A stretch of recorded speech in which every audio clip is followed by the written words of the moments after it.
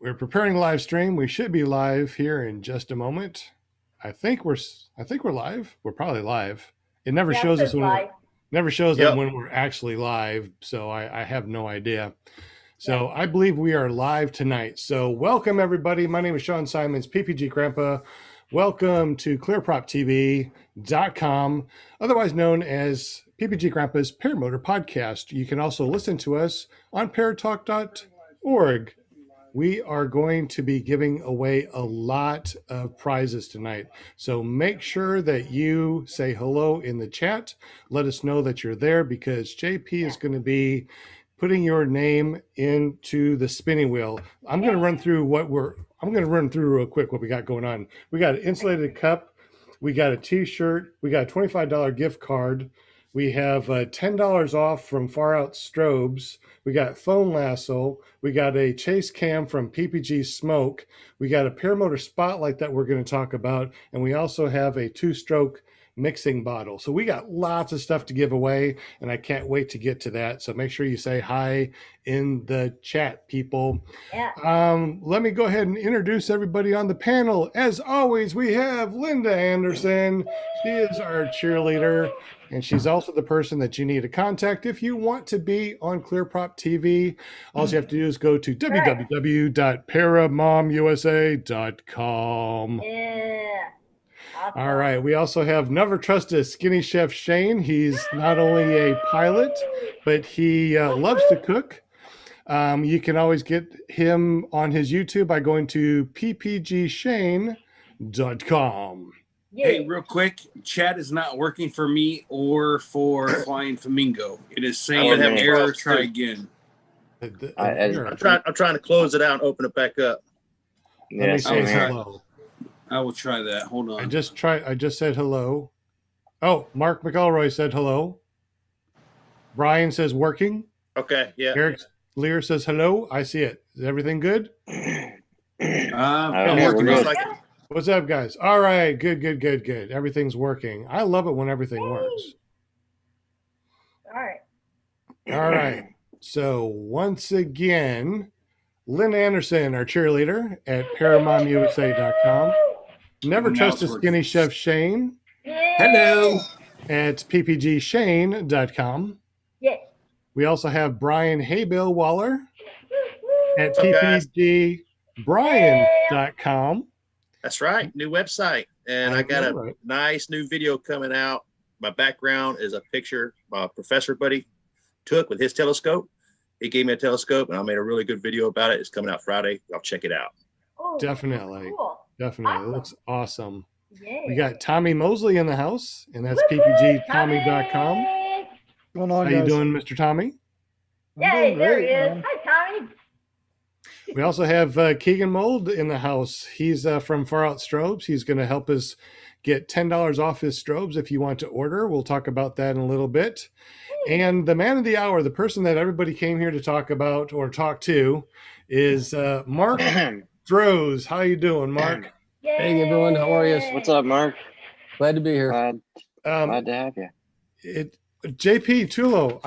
Did I forget you, JP? I'm sorry if I did. JP Tulo. He's our tech guy. Don't forget about JP. The only guy that I know that tossed a laundry and it was not at an SIV course. You can find him at jptulo.com. All right. Thanks for that, by the way, Sean. Absolutely. Mark Drozd, we're going to be talking to him today. We're talking about a mid-air Lipo battery fire. That's going to be fun. He's building a wireless remote smoke system. I can't wait to talk about that. He increased his hoop size on his paramotor, so that's going to be interesting. And why would you need a second kill switch? Mark, welcome to the show. This is episode 54. Thanks for having me. Glad to be here. Looking forward to talking about everything except reliving the fire in the air. Oh no, because that seems to be the coolest part. I'll do it for the show. I see something in the background there. Didn't you win something from ClearProp TV? Yeah, a couple weeks ago I actually did. I talked to the guy who made it, John, and he just does a fantastic job. So that's why I kind of wanted to put it in back there, just to kind of show everyone the quality work that he does. So I can't say enough about it. Actually, I didn't pay for it, but I tell you what, if I saw one and I didn't have one, I would definitely call them up and pay for it because it's quality work. It does look amazing, and I can't wait to get mine.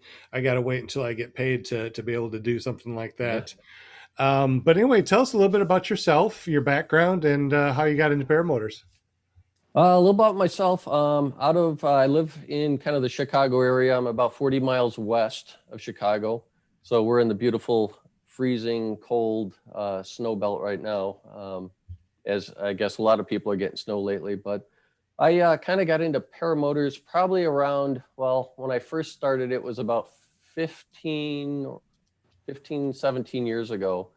I was just driving around, happened to see a guy flying around, and I tracked him down. And he landed in his backyard, and it was a guy named Nick Schultes, if you've ever heard of him. He was one of the early people in the United States to actually get into paramotors. And lo and behold, about a week or two later, I kept going out to his house bothering him to find out more and just to learn more.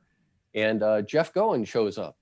So I got to meet Jeff there, and I think that's when Jeff was kind of first starting out with it. So it was kind of a nice group of people to mix with.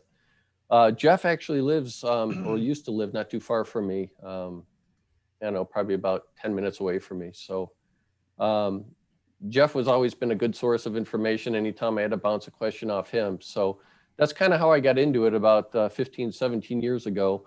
A lot of time went by where I didn't pursue it after a while. I had, kids growing up and going into college and, just everything else. And my mother was in poor health. So it took a back burner until I was able to finally get into it, probably about, this is my 5th year flying. So I'd say 4+ years now that I've actually been flying. But my interest in it go way back to about 15, 17 years ago. How many hours do you think you got?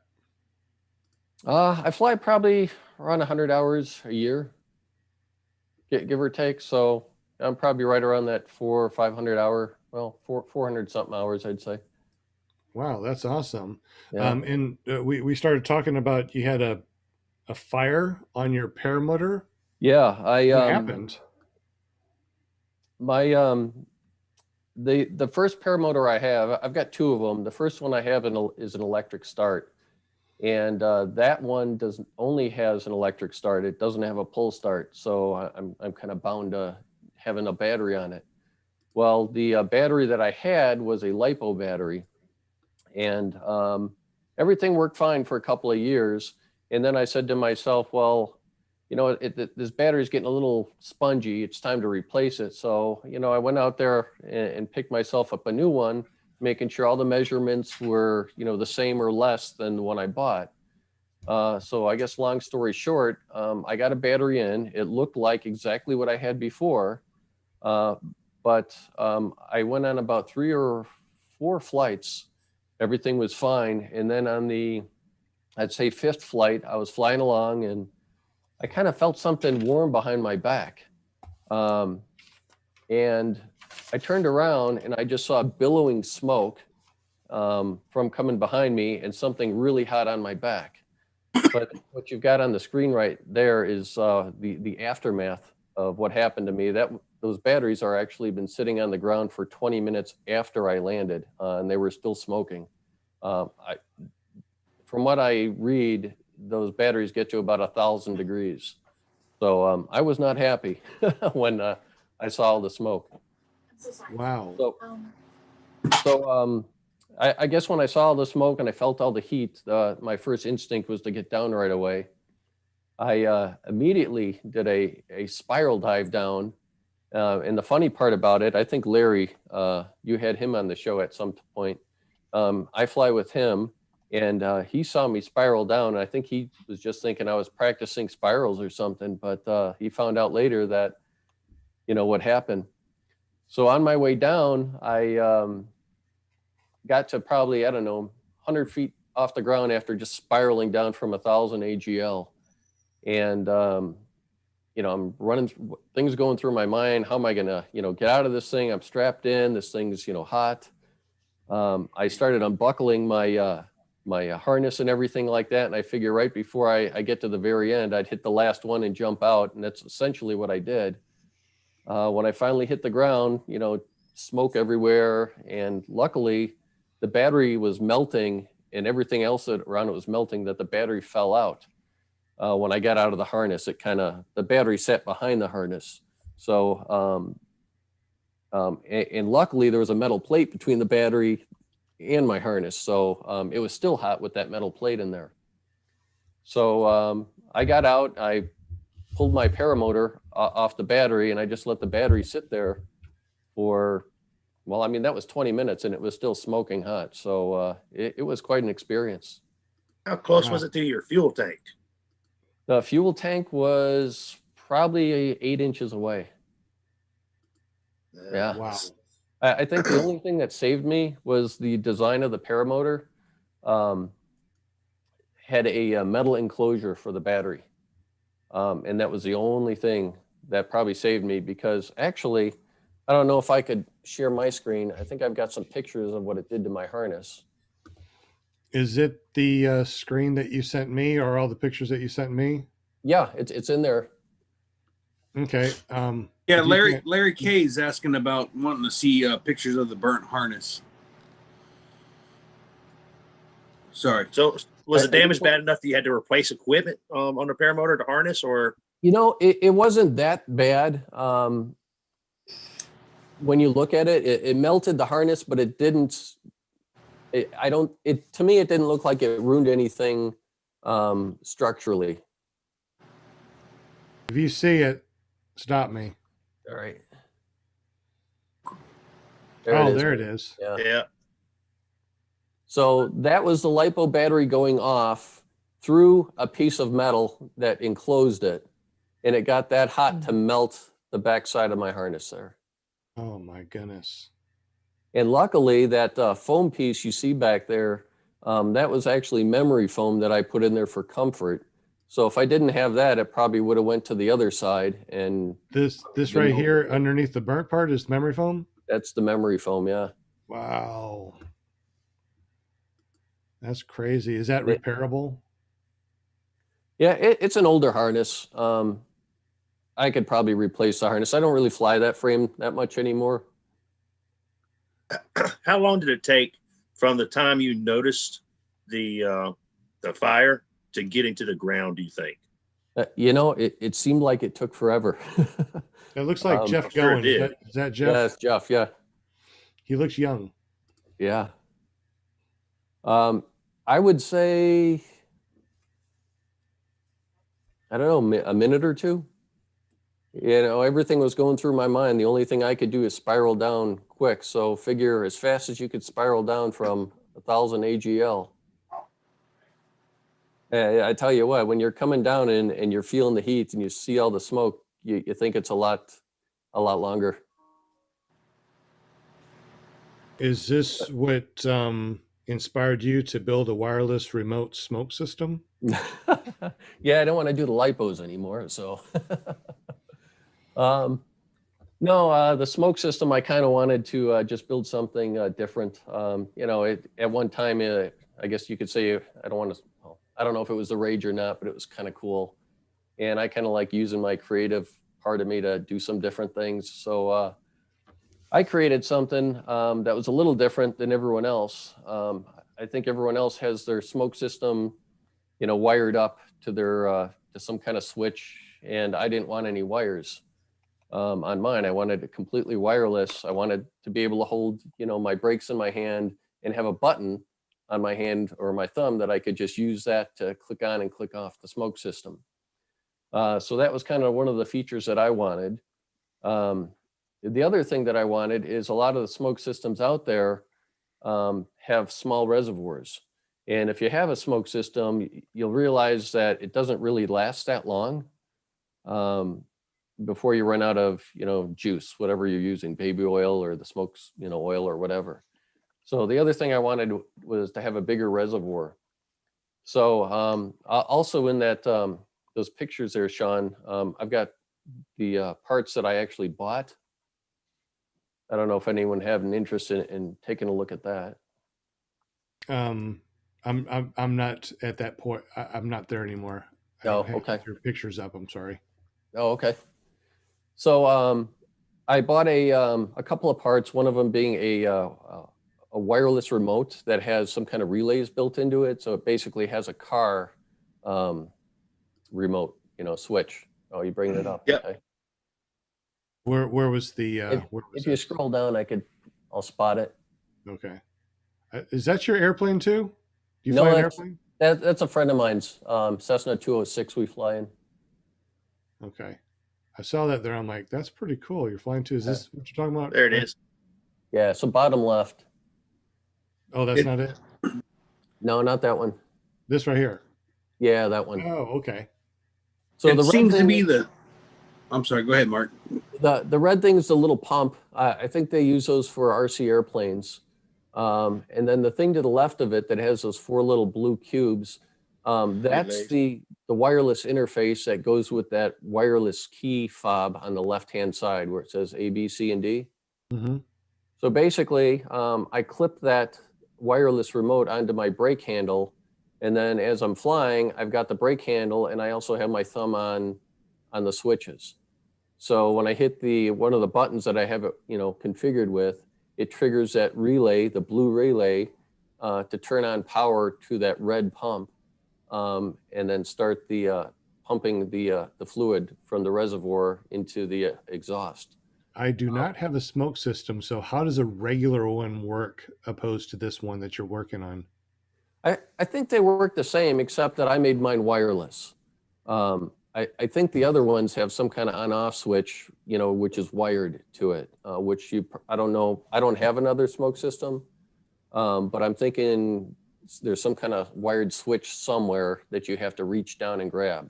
And I didn't want to have to take my hands off the brakes to turn it on and off. I wanted to be, spinning around, having some fun, and I could turn it on and off. You could add a switch to your throttle, no problem. For the throttle too? So, quick question from the chat from Larry K. After you had your battery catch fire, what once you replaced it and came up with a new idea, what did you do to prevent that? For the battery, I actually still went with the Lipo just because they had good power. I bought a much smaller battery that wouldn't vibrate around the metal container. In addition to what I did was I bought out on Amazon, they have a welding blanket. And the welding blanket will protect against fires up until I think 1800 degrees or something like that. So that's, far above what a Lipo burns at. So I took the new smaller Lipo battery and I actually wrapped it in that welding blanket, which is very soft. And then I put that into the metal container. And then this way, if there's any vibrations or bumping, it's not hitting anything. And if by chance it did short out, it would burn, but it would burn in that welding blanket, which would pretty much keep everything safe. And I even tested it with a MAP gas torch. The welding blanket, I put the torch on, you could put your hand on the other side of it. You can't even feel the heat. Wow. So I did a lot of safety precautions. In addition, that picture you were looking at of my harness that was melted, I also took that welding blanket, which actually you could see the welding blanket. I put a layer of welding blanket between the harness and the back of my PPG frame where the battery is stored. So I had like multiple layers of safety just in case going forward. Any chance you? Oh, go ahead, Tom. I want to know, whenever you got the new battery, are you getting the smaller battery, same power? Are you getting the same amount of starts out of the smaller battery? I never really let the battery go down in power. I'd recharge it every couple of days that I use it. So I didn't use it until it just started dying. I always kept it fully charged so that the starter would engage correctly and I wouldn't be putting a strain on those pins in the Bendix. It's also better for the battery to not run it low. Keep it charged, right? So, Mark, any chance of making yourself a welder's blanket suit so the case of any issues? Yeah, you know, I got to tell you, my friends were always making fun of me after that, you know, calling me, you know, flame man or fireball and stuff like that. And they used to send me text pictures of people in fire suits that were on fire running. And so, yeah, that's the going. Nice. You can always get you one of those NASCAR driver suits that they Right. wear. I'm sure they wear fire protection suits. Yeah, my approach is not to get caught on fire again.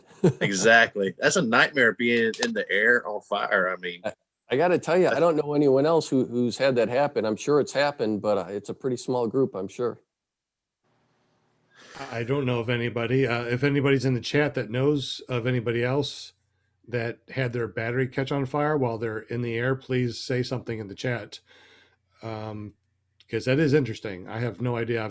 You're the first one I heard about it so far.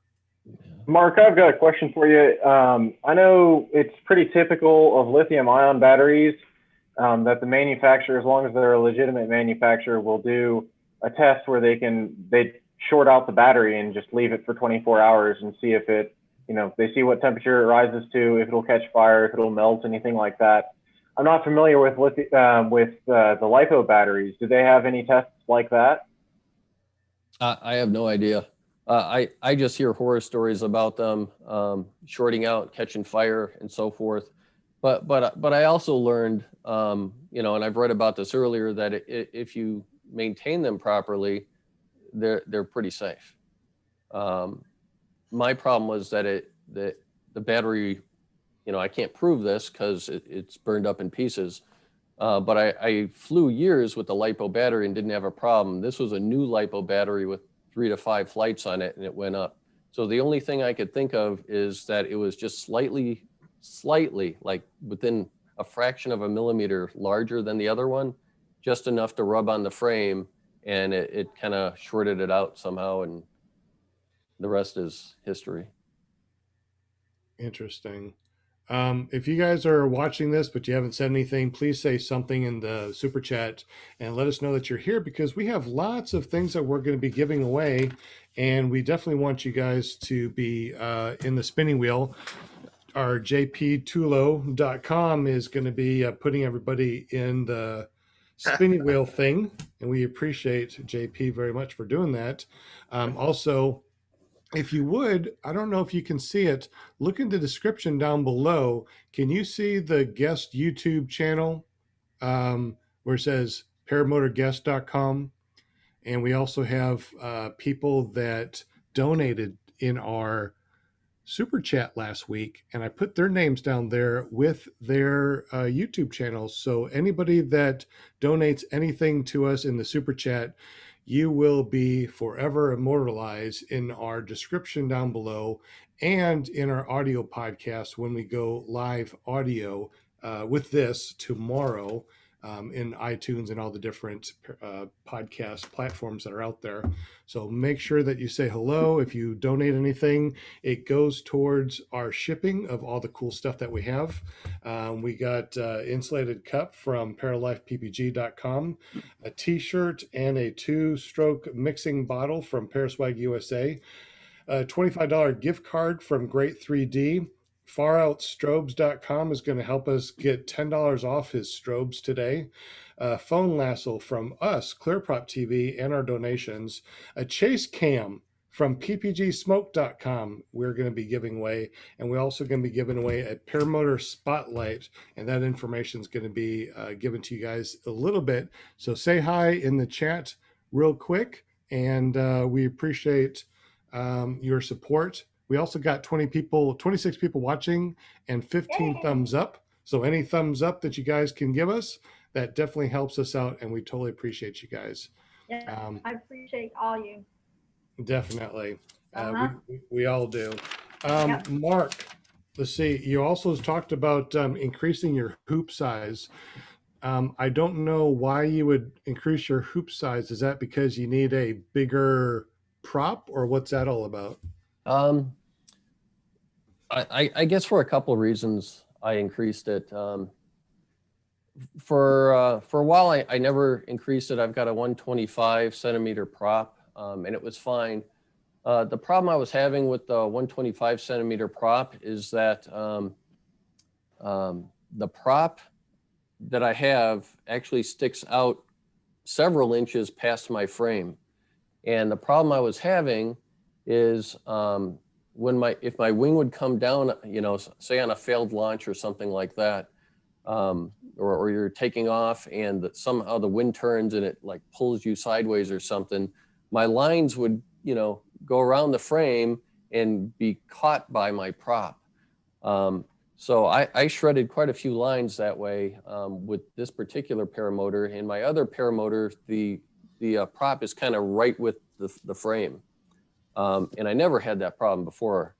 So in my mind, you know, I'm saying, well, I've got to somehow make this, you know, hoop size bigger. So when something happens, my lines come back down, it doesn't, you know, get picked up by the prop and cut. You know, at one point, I think I cut 7 or 9 lines. And, you know, when you do that, you know, this week and that week, you know, that's a couple $100 every time you do it. So I was kind of getting sick of that.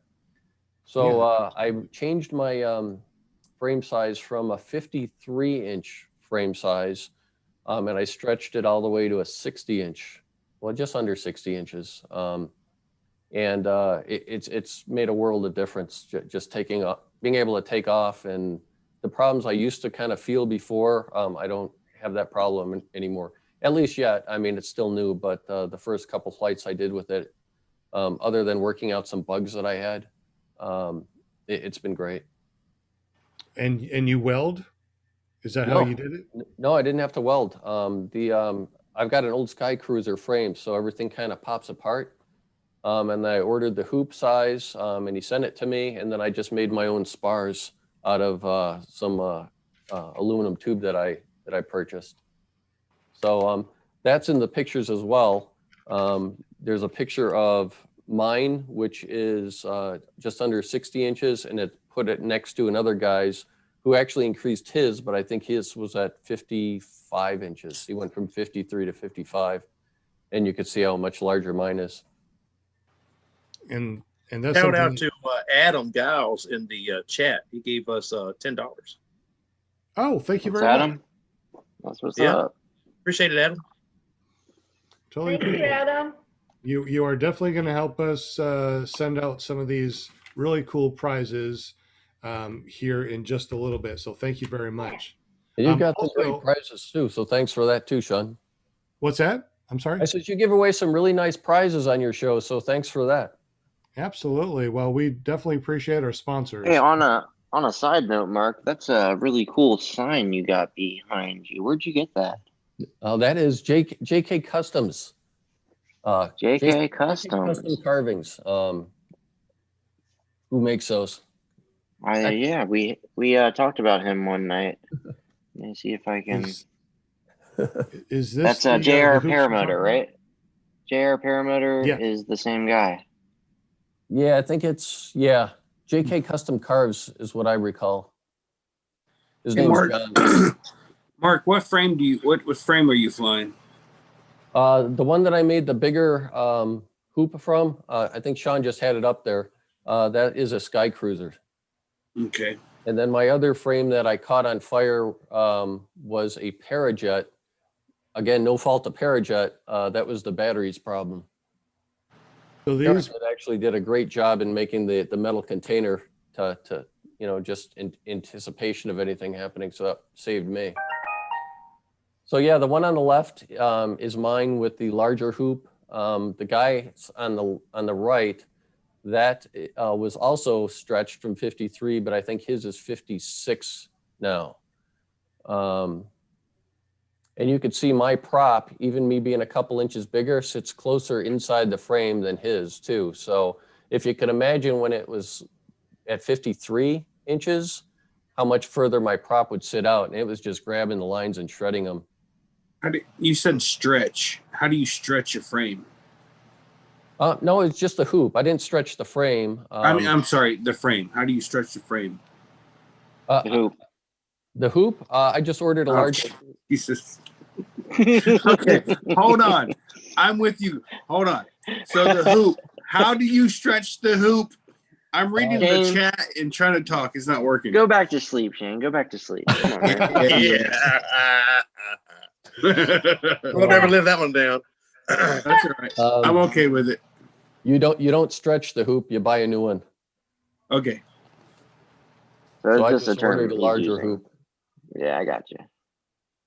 Just the term he's using. He didn't literally like stretch it like a rubber band. He just That's why I was asking, because like, Oh, wait a I minute. gotcha. Understood. My bad. It depends on the type of metal and your skill level. Yeah, right. No doubt. Anybody- So, Mark, we were talking briefly about the picture in your background. JR Paramotor made that. Did you win that on this show, or did you see it on the show and go buy one? I lost winning it by a fraction of a second because on the show they spun the wheel and it went right down to the millimeter when it's crossing between one person and the next, and I lost out to another guy, but the other guy never came back and responded, so I guess he left the show and he lost out on it. So then you did a respin, and I mean, what are the chances of not only almost winning twice, but then actually winning on the second spin? So yeah, that's the result of it, and I couldn't be more happy. So hats off to JK Custom Carvings. That's awesome, man. Cool. There he That's is. awesome. So there's your lesson, everybody that's listening. Stay in the chat long enough to respond. Absolutely. you have to be present to win. Because unfortunately, somebody gave up that awesome plaque that's behind Mark right now. Yeah. Oh yeah. He does some really good work, no doubt. I stayed in the chat and I won some really cool. Oh, hold on. Wait for it. Wait for it. Wait a minute. You're a panel host. You're not qualified to win stuff. Oh, How did you win something? Oh, look at these gloves. Oh boy. Oh yeah. I actually tried typing with it. It didn't turn out very well. I was like, I gotta take these off. So funny. Where'd you win those? In the show? No, it was a different show. I think it was our Paramotor. I can't talk tonight. I seriously need to eat dinner. I can smell it cooking out there, and I'm just like, man. Dave, what did I win those on? Was it on? I'm asking in the chat, by the way. Our Paramotor Nation or Paragliding Talk? I can't remember. Yeah, Paramotor Talk. One or the other. No. Hold on. Good Lord. I wish Anthony Vella would be continuing his podcast and doing it live. Seems kind of spotty with his production. Well, when he first started, he was just rolling. Yeah. But you mean other people have talk shows too? I thought this was the only one. After a while, it's like some people will stop doing a talk show, stop doing a podcast because they would rather go out and fly, or maybe they're teaching, or maybe they're busy with family. I mean, I'm really glad that we get together every Monday night because this is kind of like a family thing. I mean, everybody here, all of our guests, the people in the chat, I mean, we know them all, and they usually jump on afterwards. We just chat for hours. So really awesome. Sure do. Mark, do you have any other incredible stories like the fireball falling out of the heavens? Well, I flew the I guess the world famous eagle wing, if you've seen those. I put that on the my site there. You can see a couple pictures of that. And we've got, I think one of the pictures I took of Cole Parsons, who is the guy I fly with. He's up there flying the eagle wing. And then there's another picture of me carrying it. But I think everyone kind of recognizes that eagle. I don't think a lot of people have flown it. I mean, there's probably a good amount of people who've flown it, but it's really a unique wing to fly. Which one is it? There There it it is is. at the bottom. So you kind of see me. Yeah, that one. Wow. I was trying to picture what you were talking about. Look at that. Yeah, it's a pretty cool wing. It's It was kind of made for flying very slow, and it does fly extremely slow.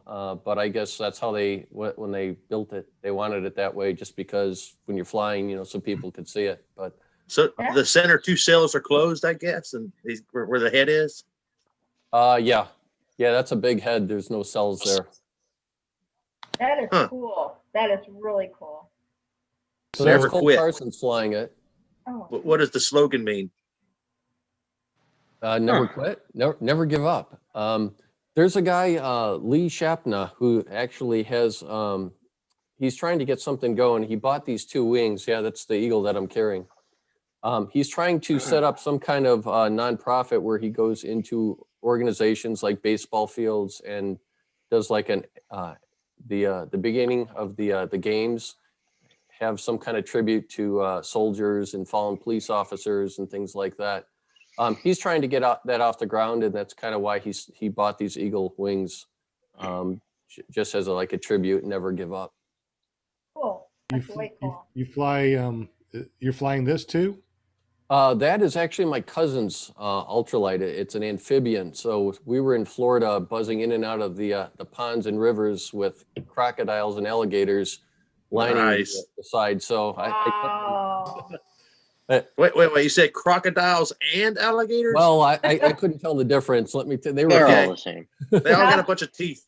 They were all sunbathing on the side of the water, and I told them, if this thing quits and dies, we're dead. Yeah, I'm gonna get to go swimming with some in a few weeks, doing an SIV.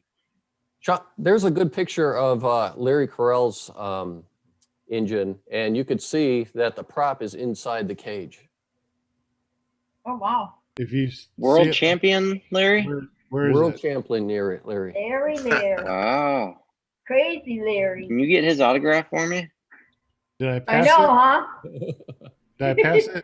You said that you got a picture of it? Of which one, Sean? There it is. Where?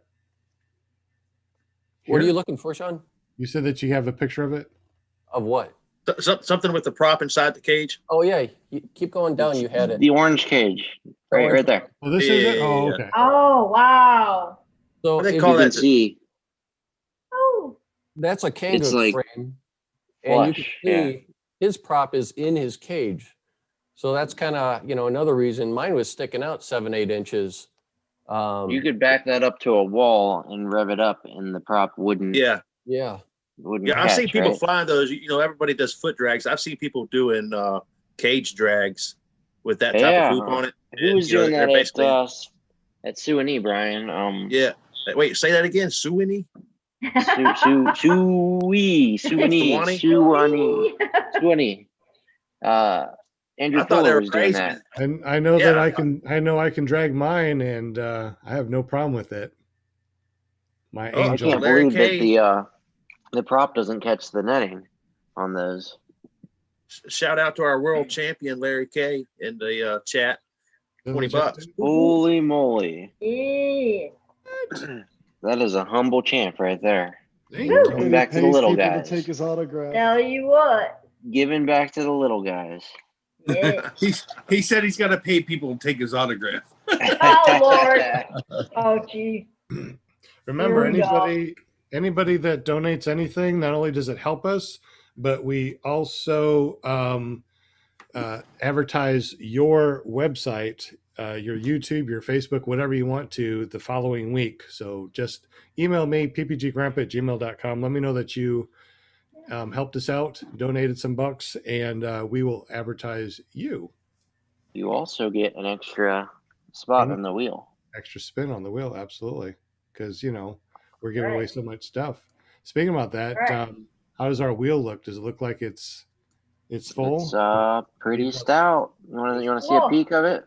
I'll give you a peek. Yeah, I want to see. And as we're getting a peek, let's go ahead and run through all the cool things that we're going to give away. Thank you, chatters. I love my chatters. ParalifePPG.com. That's Mark McElroy is going to give away an insulated cup, which is really awesome.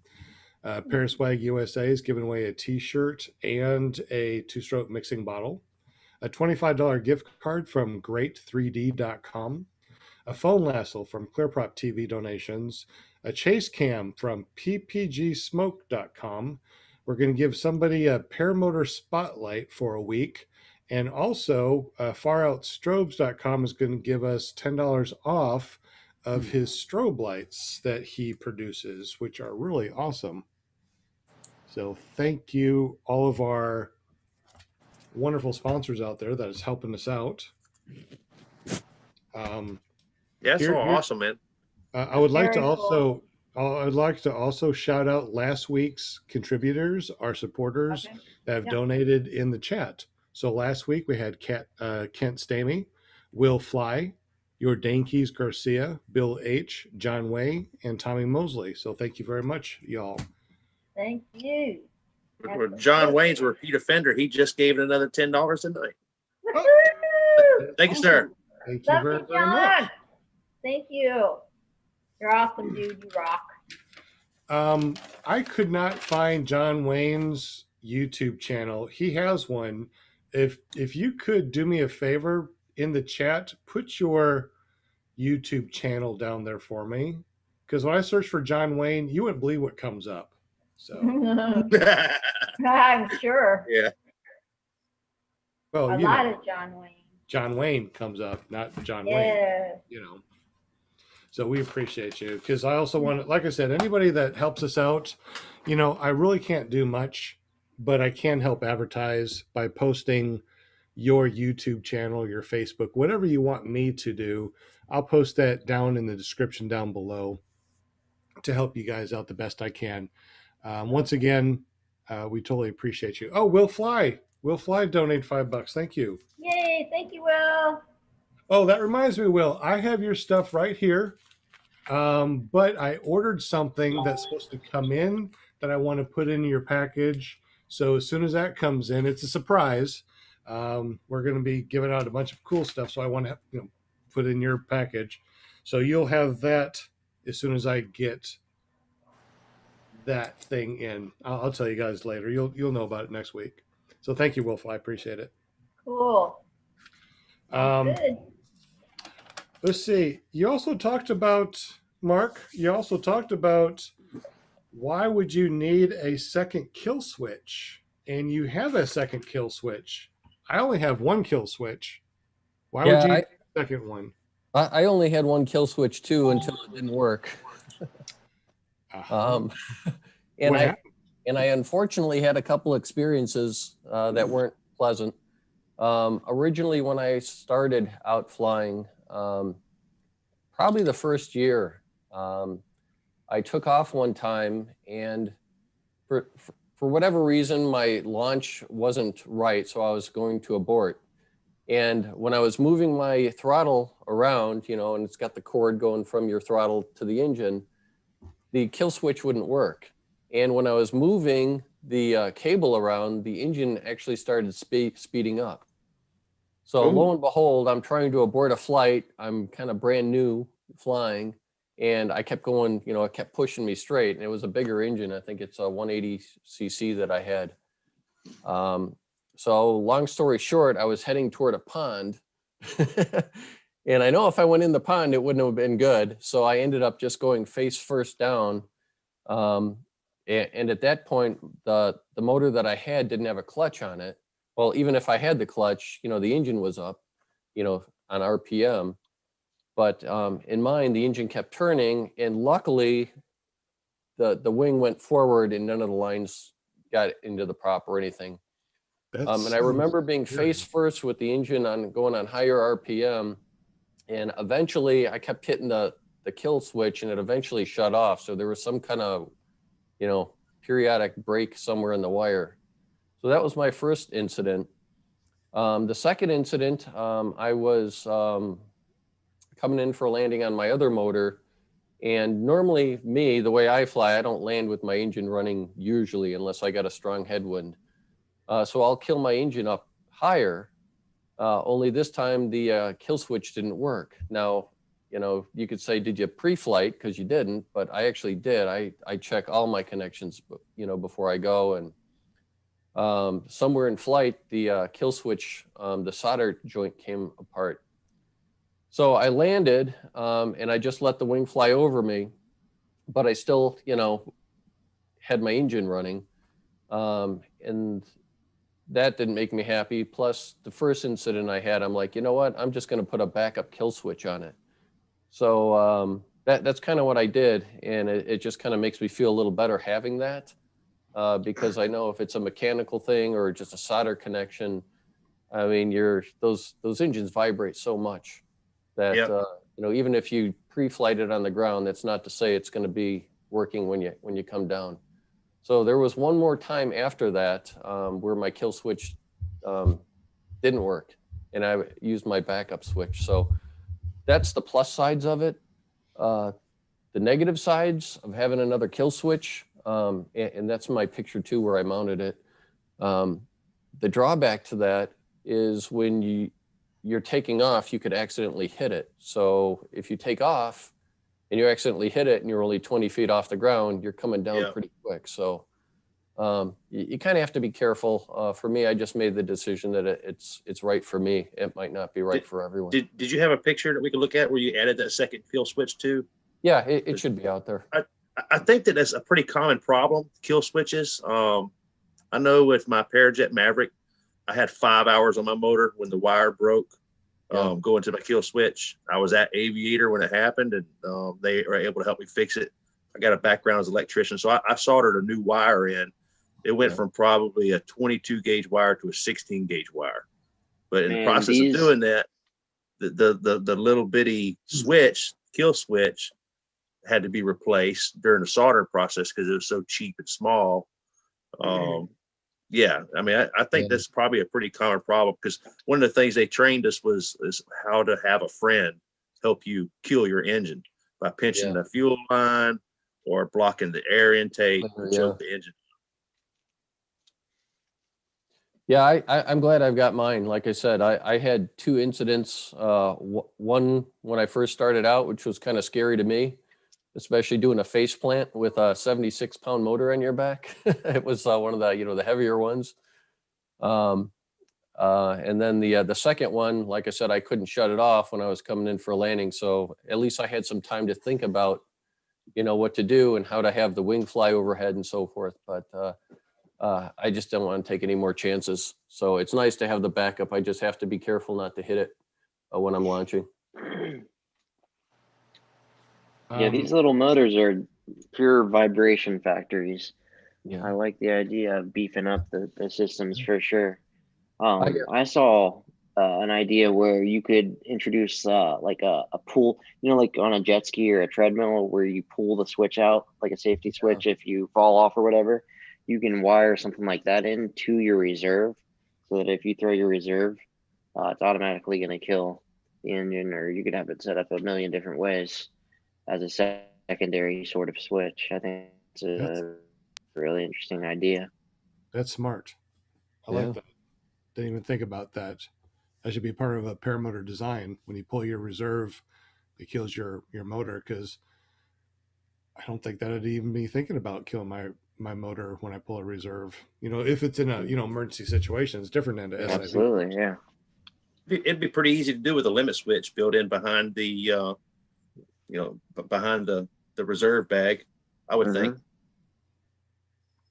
But if that wiggles loose or something when you're flying, all of a sudden your motor dies. Yeah, another failure point. Yeah, it's all these things are just up in the air. Now, Mark, you said that you can hang with us as long as we stay alive, right? Yeah, absolutely. Well, you might regret that. We've been having 3 and 4 hour paramotor podcasts, but they seem to be pretty fun. I mean, we really keep it going, and it's fun. Every week I listen to the whole thing when I'm in my car, because you can also listen to it audio wise at paratalk.org. And I love to listen to it because, when you're doing this and you're doing things behind the scenes, you miss some things. And then when you re-listen to it, it's like, oh, I didn't even hear that. It's like, where was I? I totally wasn't here. So we appreciate you. I think that we went over pretty much everything that's on your list that we wanted. Hey, Sean. Yes. I got a question in the chat from PPG Shane. Yes. He said, does Mark plan on selling your PPG smoke system, or do you mind if your idea is copied? I don't plan on selling it. I just built it for myself. But like I said, I've got the picture, and I'd be happy to share that if anyone wants to buy the parts or get in contact with me to find out what parts you know, you need for it. Oh, Okay. I would like to add one more thing about that smoke system that I built. One of the advantages, you were asking me what's different between mine and others.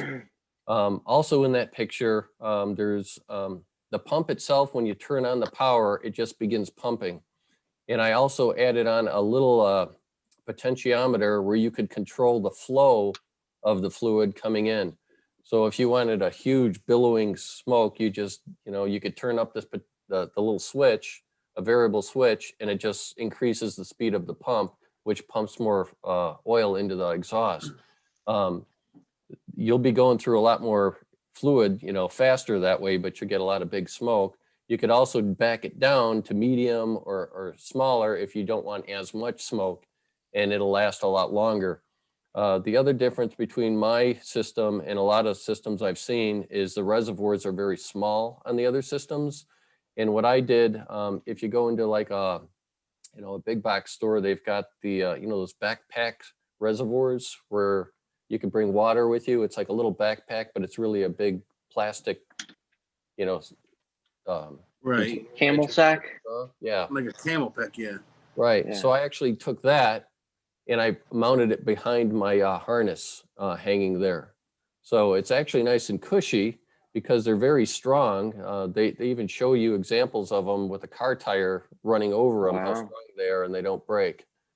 So Nice. I've got 2 liters of fluid, versus the other systems that I've seen that only hold, like a pint or something like that of the fluid. So mine lasts a long, long time, especially if you have that variable switch where you could dial it from, just blowing a little smoke to full blown smoke show. I'm curious. The other thing in the chat from Dragon Camper, he just wanted to give a thank you to everyone on the panel. I enjoy listening to and learning every week while on the road. Hopefully I start flying by the end of the year. That is exactly why I agreed to do this show, is to encourage, help, and support new pilots. And as a new pilot, just over a year, this show's helped me out greatly too. So thank you, Dragon Camper for our campers, Dragon Campers for the kind words. I appreciate it. So does the panel. Absolutely. Thank you, Greg. That's my favorite. That's my favorite thing about this show. Yeah, it's just a bunch of regular guys and gals getting around talking PPG. No big names, just a bunch of nobodies. Like who's ever heard of Skinny Chef Shane? I heard of I'm him. just teasing. I've heard of them. I've seen it Famous. every week.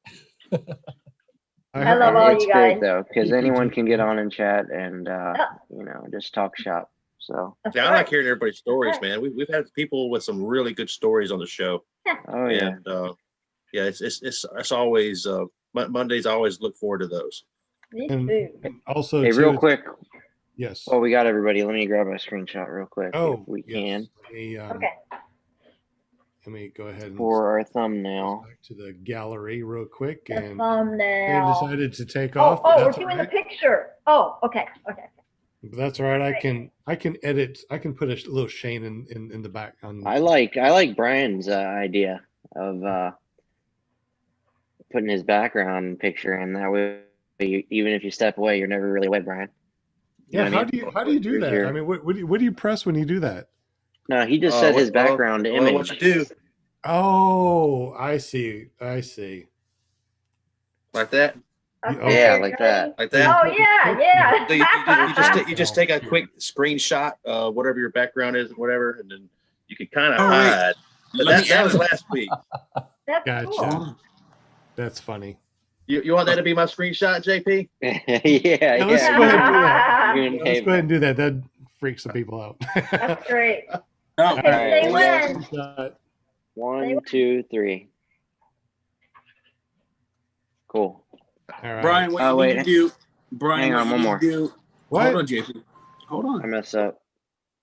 What is Brian, going what on you here? need to do is make yourself look to the Ready? right, and then you look at yourself to the left. 1, 2, 3.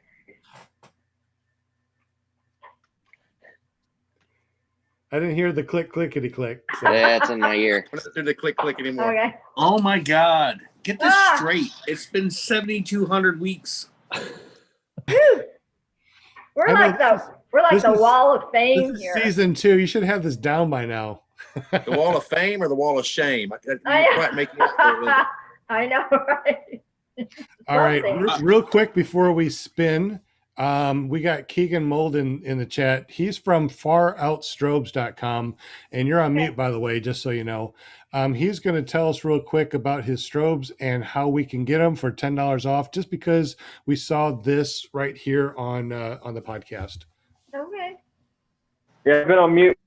My printer's going in the background, so the background noise. But so if you go to strobes.com or to it says my internet connection's unstable. Hopefully you can hear the same. But you can go to faroutstrobes.com or you can go to the Paramotor sale group on Facebook, and you'll see my strobes there. And if you're watching, you can get them for $40, so $10 regular price. They're really bright strobes. Just did a video on them, and mount up real easy and everything. So Far Out Strobes. I got mine in the mail. I did a video. I think I posted it. Yeah, I posted it already on my channel. Really, really awesome. Very bright. So thank you very much, Keegan. Appreciate that. faroutstrobes.com. Get yours for $10 off by just going to Far Out Strobes and checking out my last video I did. I haven't flown with it yet. I can't wait to go fly with it. That'll be fun. So I just got to mention, if you see it on this podcast, just let me know that you see the podcast so I know to give you the $10 off. Gotcha. So we have to contact you first before we order it? So there are a couple different methods of ordering it on the website. Through Facebook, you'll have to message me before you order it. And you can just say on PPG Grandpa podcast. And you'll get it for $40. Or if you do the PayPal method, just pay me 40 instead of 50 and I'll know why. So. Oh, okay. Thank you very much. We appreciate that. And can't wait for everybody to get some really nice strobes. We have a lot of things to give away, and I hope everybody is on the spinning wheel. But before we go on the spinning wheel, JP, did you get the new one in there? Blue Sky Chaser Alley. Make sure you get that one on there. Oh, he's in the chat. Oh yeah. Yeah. And Keegan, I'll be ordering one of those strobes soon, buddy. oops, hold on, that's me.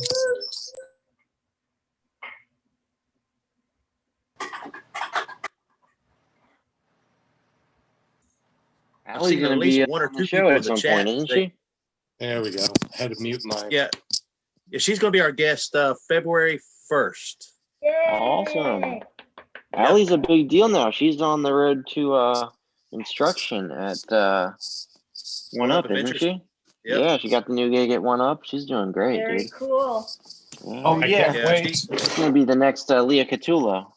Yeah, she's Woo! the Nothing wrong she's with the that. new employee of One Up Adventures. Awesome. Awesome. That's exciting. So before we spin the wheel, just like we did last week, I let everyone know that I want to lose weight. So I'm putting myself out there in front of everybody. Okay. 2 weeks ago, I was 264 pounds. Last week, we spun the wheel and people guessed I was 257.7.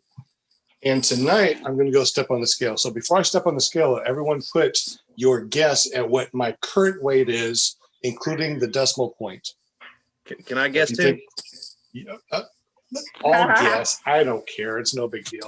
And Brian. with all the different things that we have available, what I will do is I will let whoever wins this pick whichever prize they want.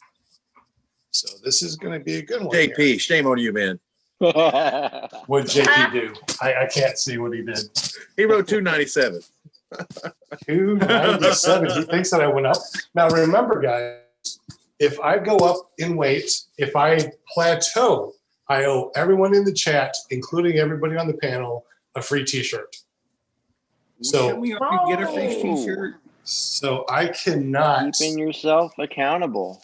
All right. I mean, this is all the way down to 194 pounds. So until I hit that mark, 194 pounds, you guys got to keep me on track. I'm doing the best Sean, I can. I like you a lot, but I really need a new shirt. So I'm taking you to Burger King next time I see you. Yeah. You seen that There you movie, go, Super Size Tommy. Me? We're going to McDonald's. Well, Cooking, No, making man. some food for I'm him. going to try my best not to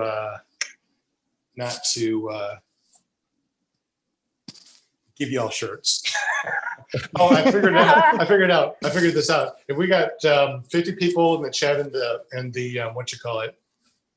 the chat and the panel, if it's $25 for me to get a shirt and $5 to send it, that's $1,500 out of my pocket if I gain weight or if I plateau. You got plenty of money.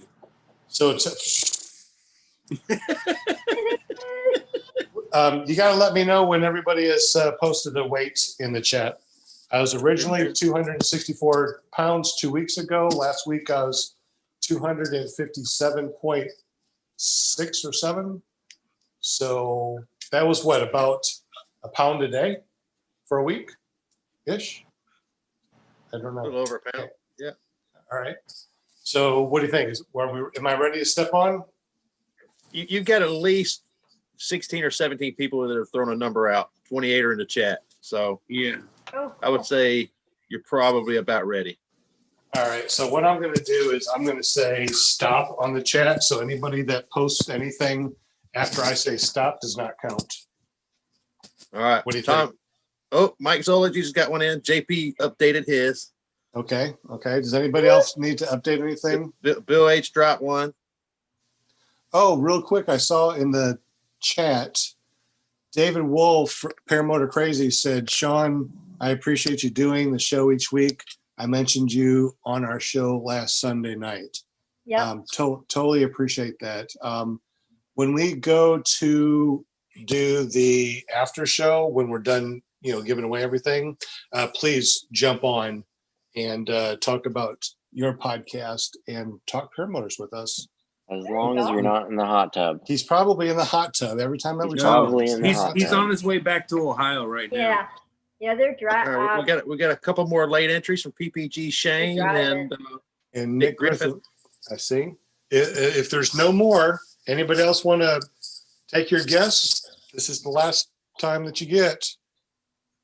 All right. That's it then. Nick's the last one. 246 is what he guessed. All right. Stop. There we go. All right. So real quick, we're going to jump on here. I'm worried. What do you think, Brian? Since you're sitting there talking to me, what do you think? What do you think you get? What is your guess? What I think? Yeah. What is your guess? I guessed. I just put a random number down there. I use a random number generator. But no, I think just looking at you, you look like you've lost weight since last week, man. So what do you think? What was your I think number you- last week, Shane? 257.6. Sean? 257.6. Yeah. I I'm think gonna as far as say- you had to walk across your mansion to get to the scale, you should bring the scale closer to your computer. I know, right? It doesn't All right, take me guys. near as long to get anywhere in my house. All right. So I'm thinking maybe 7 pounds, a pound a day. So let's find out. So 250 then? Did you know. poop today? I ate dinner and everything too. Oh, have you got a pull-up bar above your head? You're pulling up or something? 247, 10 pounds? That's great. All right. So there we go. So who hit it on the noggin? Now JP throws out a 247. Nice. What? If it's after stop, it don't count. All right, so Going through the 247, Brian Waller, seriously. I had the inside info, man. Don't count me. I forfeit my T-shirt. You cheating bastard. Let's see here. So actually, it would be. I picked 245.7, and Nick then Griffith was pretty close. Yeah, and then I got totally blocked by Hank Lynch, which is 246.3. Yeah, he was pretty close. Yeah, and Nick Griffin was next with 247. He beat you by 0.3. So we actually had somebody on the dot that got it, and there's no ties. No, wait, Nick what? Said, no. So somebody who guessed two? I'm looking for the 247. 247 on the button. 246.3, I see. Yeah. I guess 247. Nobody got 247. Yeah, I said it at the beginning, but it doesn't count. The closest I see is It's 246.3. Yeah, I think. So Nick Griffith, he was just 1 pound off at 246. Yeah, but we have a point. We have 246.3 within 0.7. Mine was 247.0. That was my official, right? Yes. Yeah. It's gonna be Hank Lynch. Yeah, Hank picked 246.3, which is he's the closest to. And if I'm wrong, nobody picked 247.0. Nobody that counts anyway. No. All right. Well, JP said it after the fact. I said it before, but we cheated. All right. So, what are we going to do? You can put it off to next week if you want it to be, right on. Which I think, you could double the prize. Kind of like roll it over to the next week to see if someone gets it right on the nose. I kind of like that idea. Make it. Or you can give it to the closest guess. How about like we did last week? Whoever was between 246 and 248, because I was 247. So anyone that got 246 all the way up to 248 can be in the spin. What do you think? So you're asking to make another wheel. No. I love that idea so much. No, we don't need How about this? Mama. So tell me the names of the people that got between 246 and 248. All right, Nick Griffith, Thanks, 246. Hank Lynch. Yeah, Hank Lynch, 246.3. Yeah. Yes. And then Nick Griffith was 246 earlier. Let's see.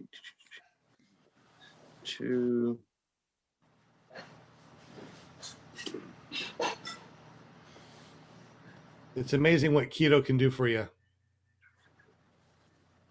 Yeah. Flaming Flamingo she was 256. Yeah, Hank Lynch, 246.3. He was the closest to 247.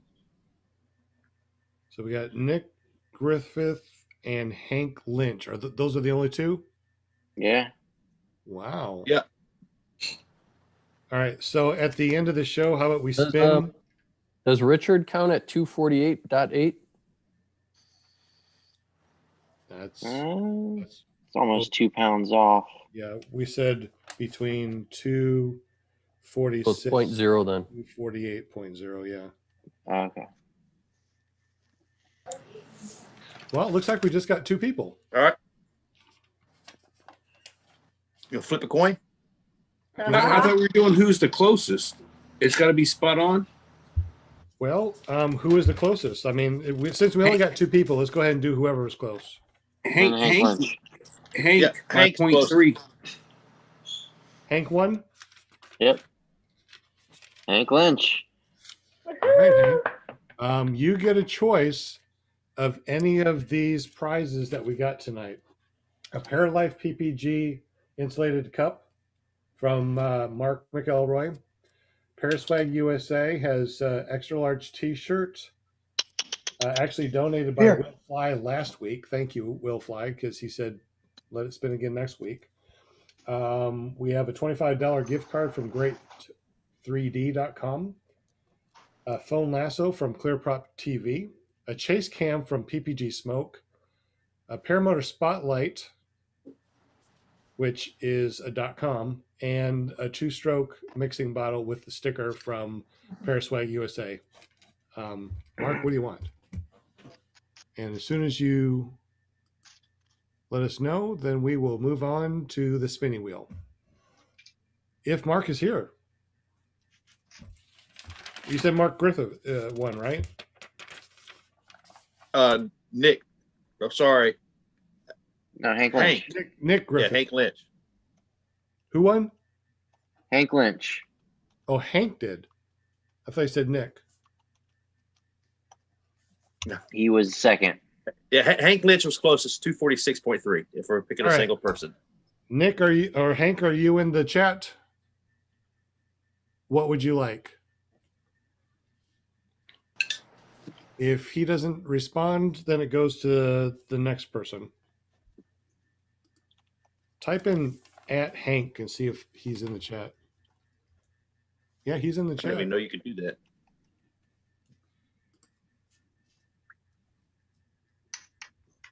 What prize do you want? Oops. If he doesn't respond here, I guess we're going to have to roll this over till next week. What do you think? He was just here. Yeah, I think it was like 8:03 when he. I like the spotlight. The spotlight is the .com. You'll be spotlighted for a whole week with our paramotorspotlight.com. We will advertise your channel or your YouTube channel or your Facebook, whatever you want. Is that what you'd like?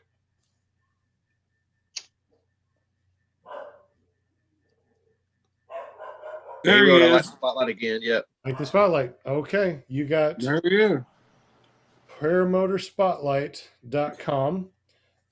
Do me a favor and send me an email to ppggrandpa@gmail.com. Let me know what do you want your YouTube channel or your Facebook, whatever you want. Just let me know what to. I'm gonna throw out a guess on this wheel here. I'm gonna guess Hank Lynch wins this one. We gotta see. The odds are in my favor. Who's it gonna be? I mean, we got to make it official, right? Right. Oh, is that what we're doing? I'm like, I was confused. I'm like, what's going on here? So Hank Lynch, you won the www.paramotorspotlight.com that we will advertise and try to get you as many people as we can going to your website. You know that last week got an extra 10 subscribers from when he first joined us till today. So he got an extra 10. So congratulations, Keegan. Very cool. All right, guys. Now we got the big spinning wheel. Let's do the spinny. Spotlight. And you can spin it whenever you're ready.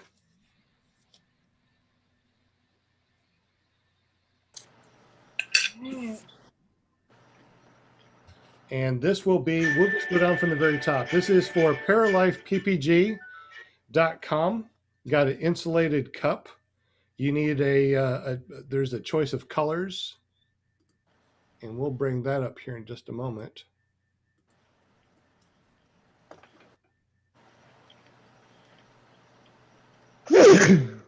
Bless you. Keep your COVID over there. Sorry.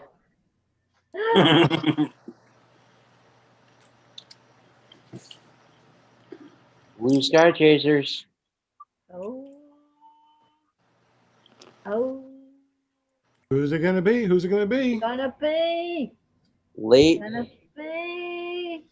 So cool. Oh, Will Fly? Will Fly, I'm guessing. Going. Will Fly. Going. He's always Going. winning. Oh my god! That's what happens. He's in there twice. You donate and you increase your odds. You double Will your odds. fly. Woo-hoo. Was that right? So if they donate during the show, they get their name on twice? Yeah. Yes. Woo-hoo. Sweet. That's cool. There you go.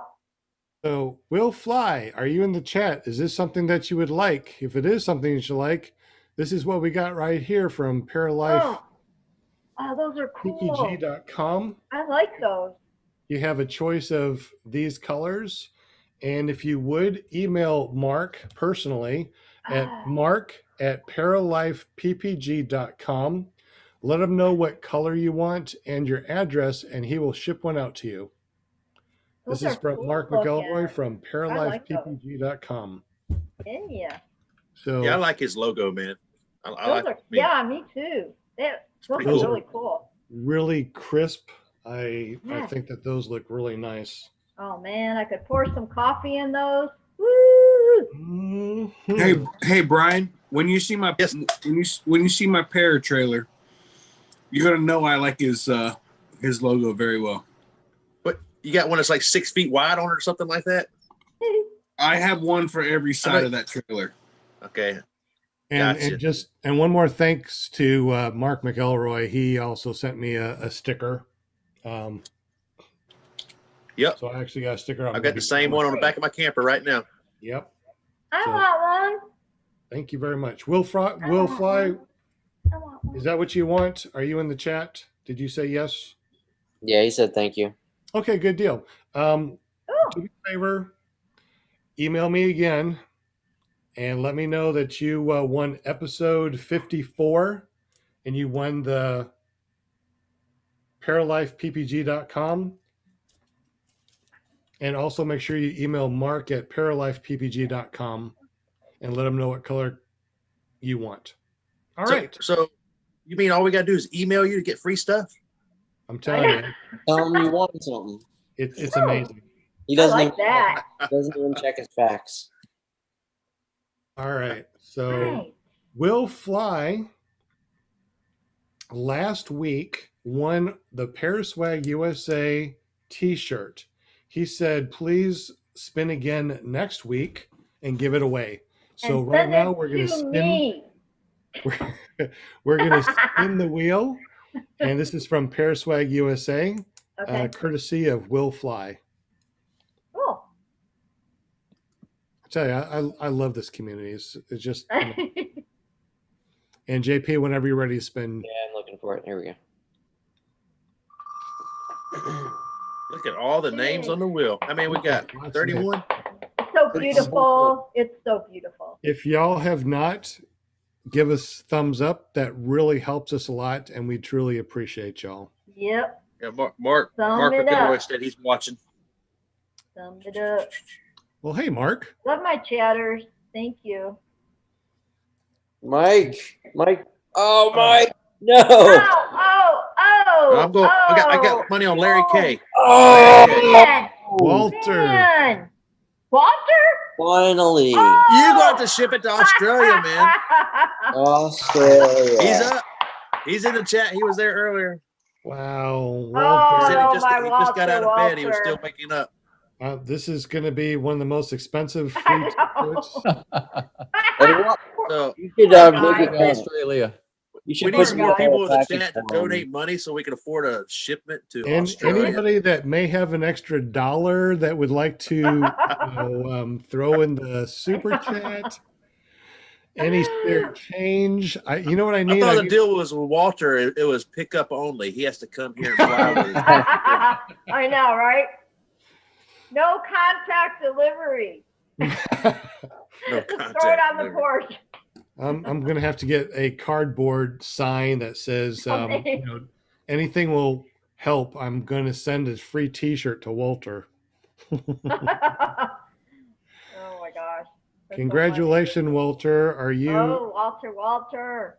in the chat, Walter? Whoop, whoop. And if you Love are, Walter, you're the going to finally Aussie. have to give me your address so I can send you a free expensive t-shirt. You know what? I might just have to get up with Paraswag USA and tell them, hey, Walter won.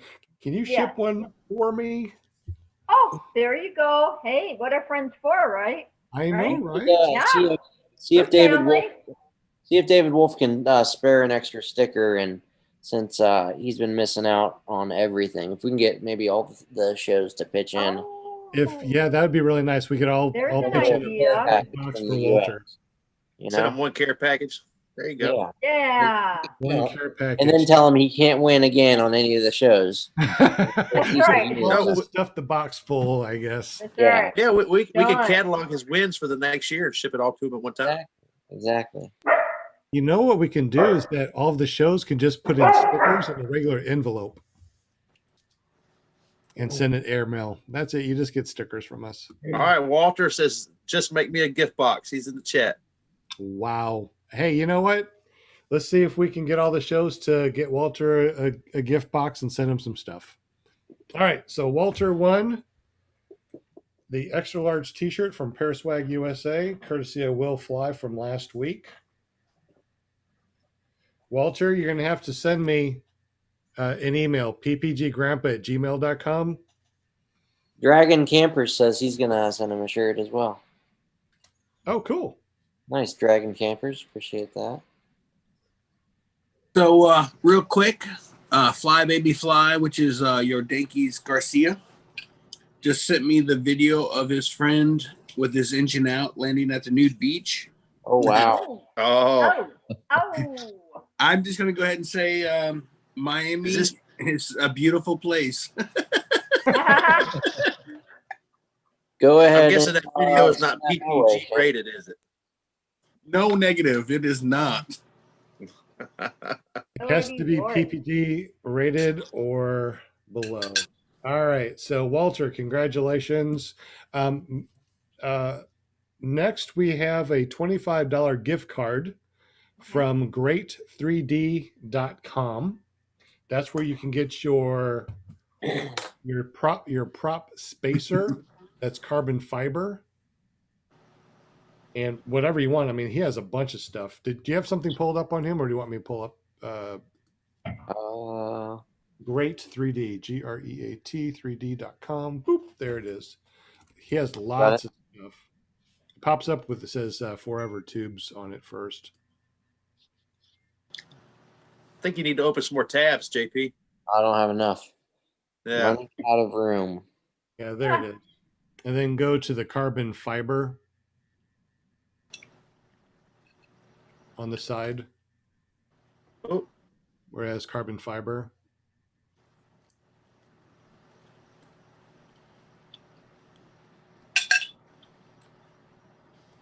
You passed by. It was up to the left, but all right. So it's like it's under categories, carbon fiber items.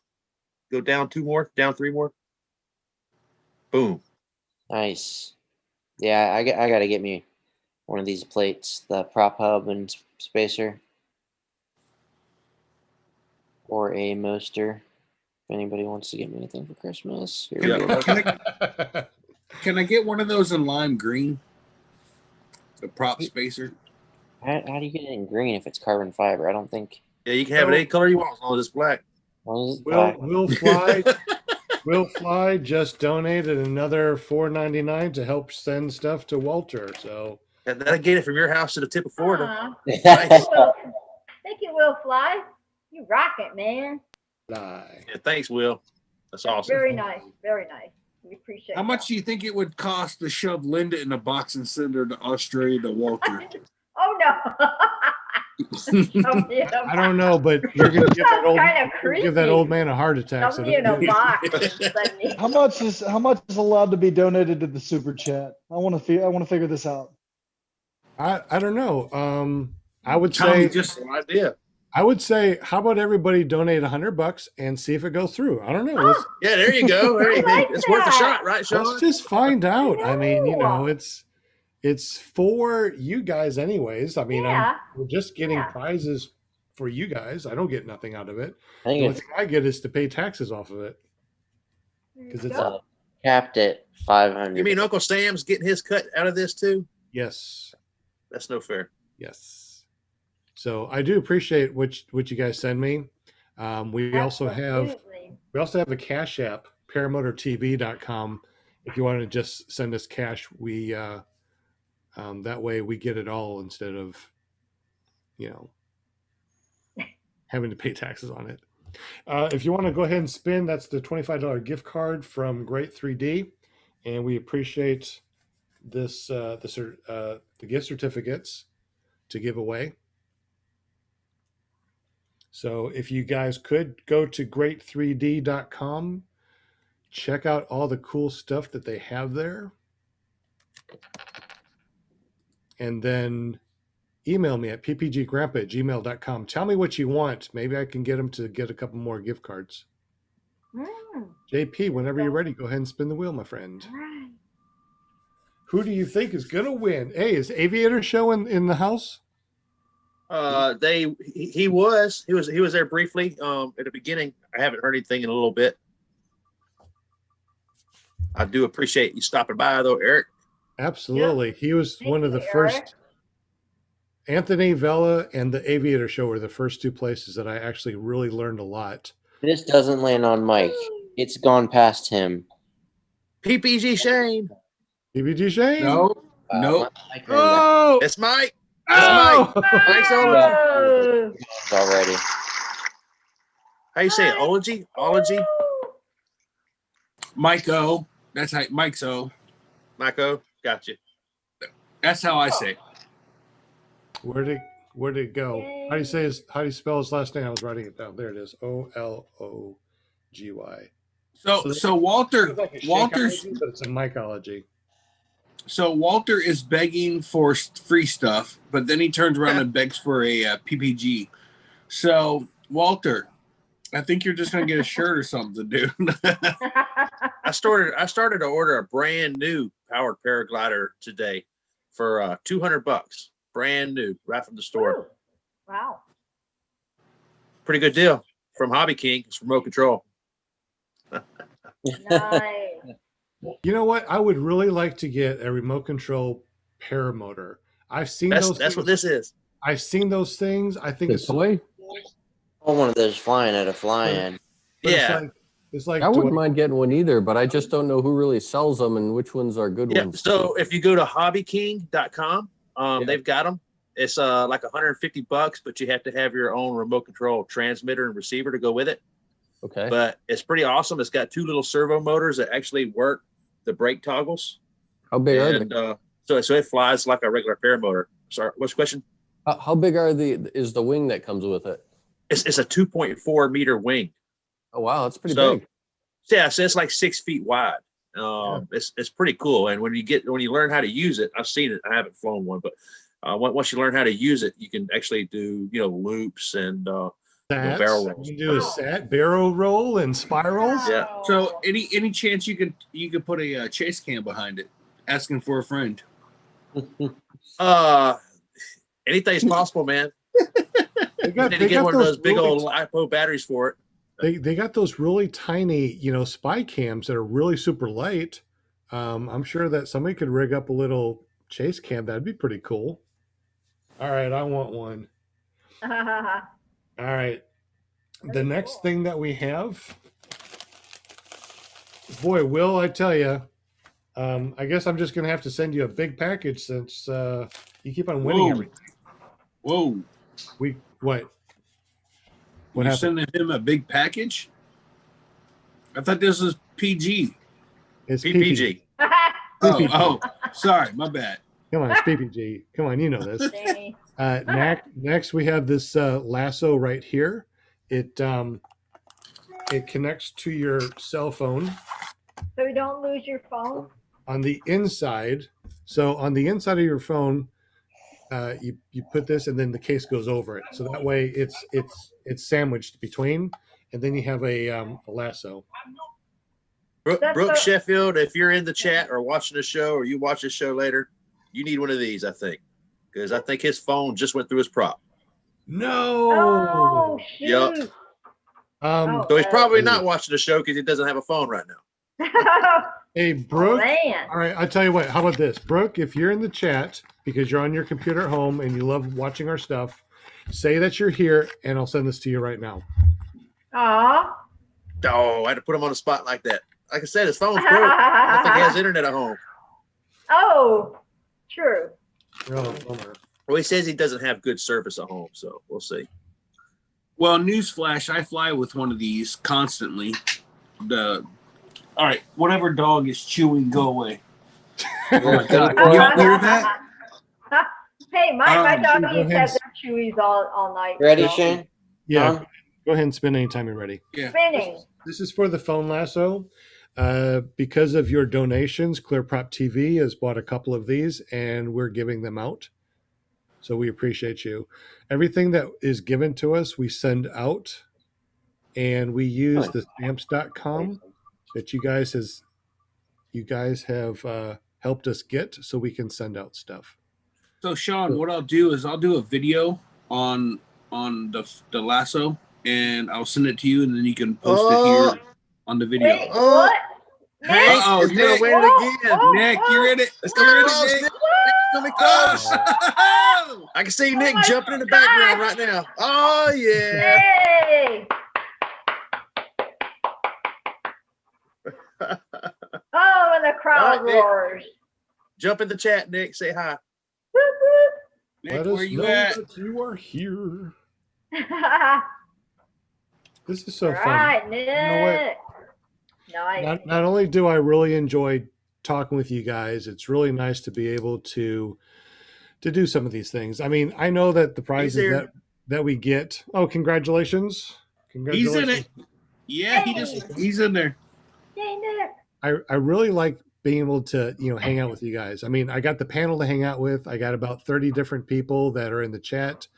I'm gonna, if I haven't already met you, I'm gonna meet you at one of the fly-ins. So That's right. this is like a big family, and I really truly appreciate everyone. And your wife thanks us for distracting you from her, so you don't bother her so much. She actually doesn't mind having a night without me, all up in her grill. She's like, "Really? Grandpa." All right. So congratulations, Nick. Awesome. You got the phone lasso. Remember, everybody that wins anything, please email me, ppggrandpa@gmail.com, and let me know, what your address is so I can send you your stuff. Oh, who was it? What? Last week, we rented out paramotorguy.com to Jim CR1. Okay. Paramotorman.com was for Jim Current. Paramotor Girl was Pink Flamingo. And we Okay. also have paramotorwoman.com that nobody claimed. Ooh. I'll So claim we that shit. Walter said he'll take it. Ah! I'm So sure. we also have paramotorwoman.com that, we would like to forward to whatever your .com is or your YouTube. I mean, unless you have a bunch of people on your YouTube channel and you're able to change it, your YouTube channel is youtube.com/ a bunch of numbers and letters. And Yeah.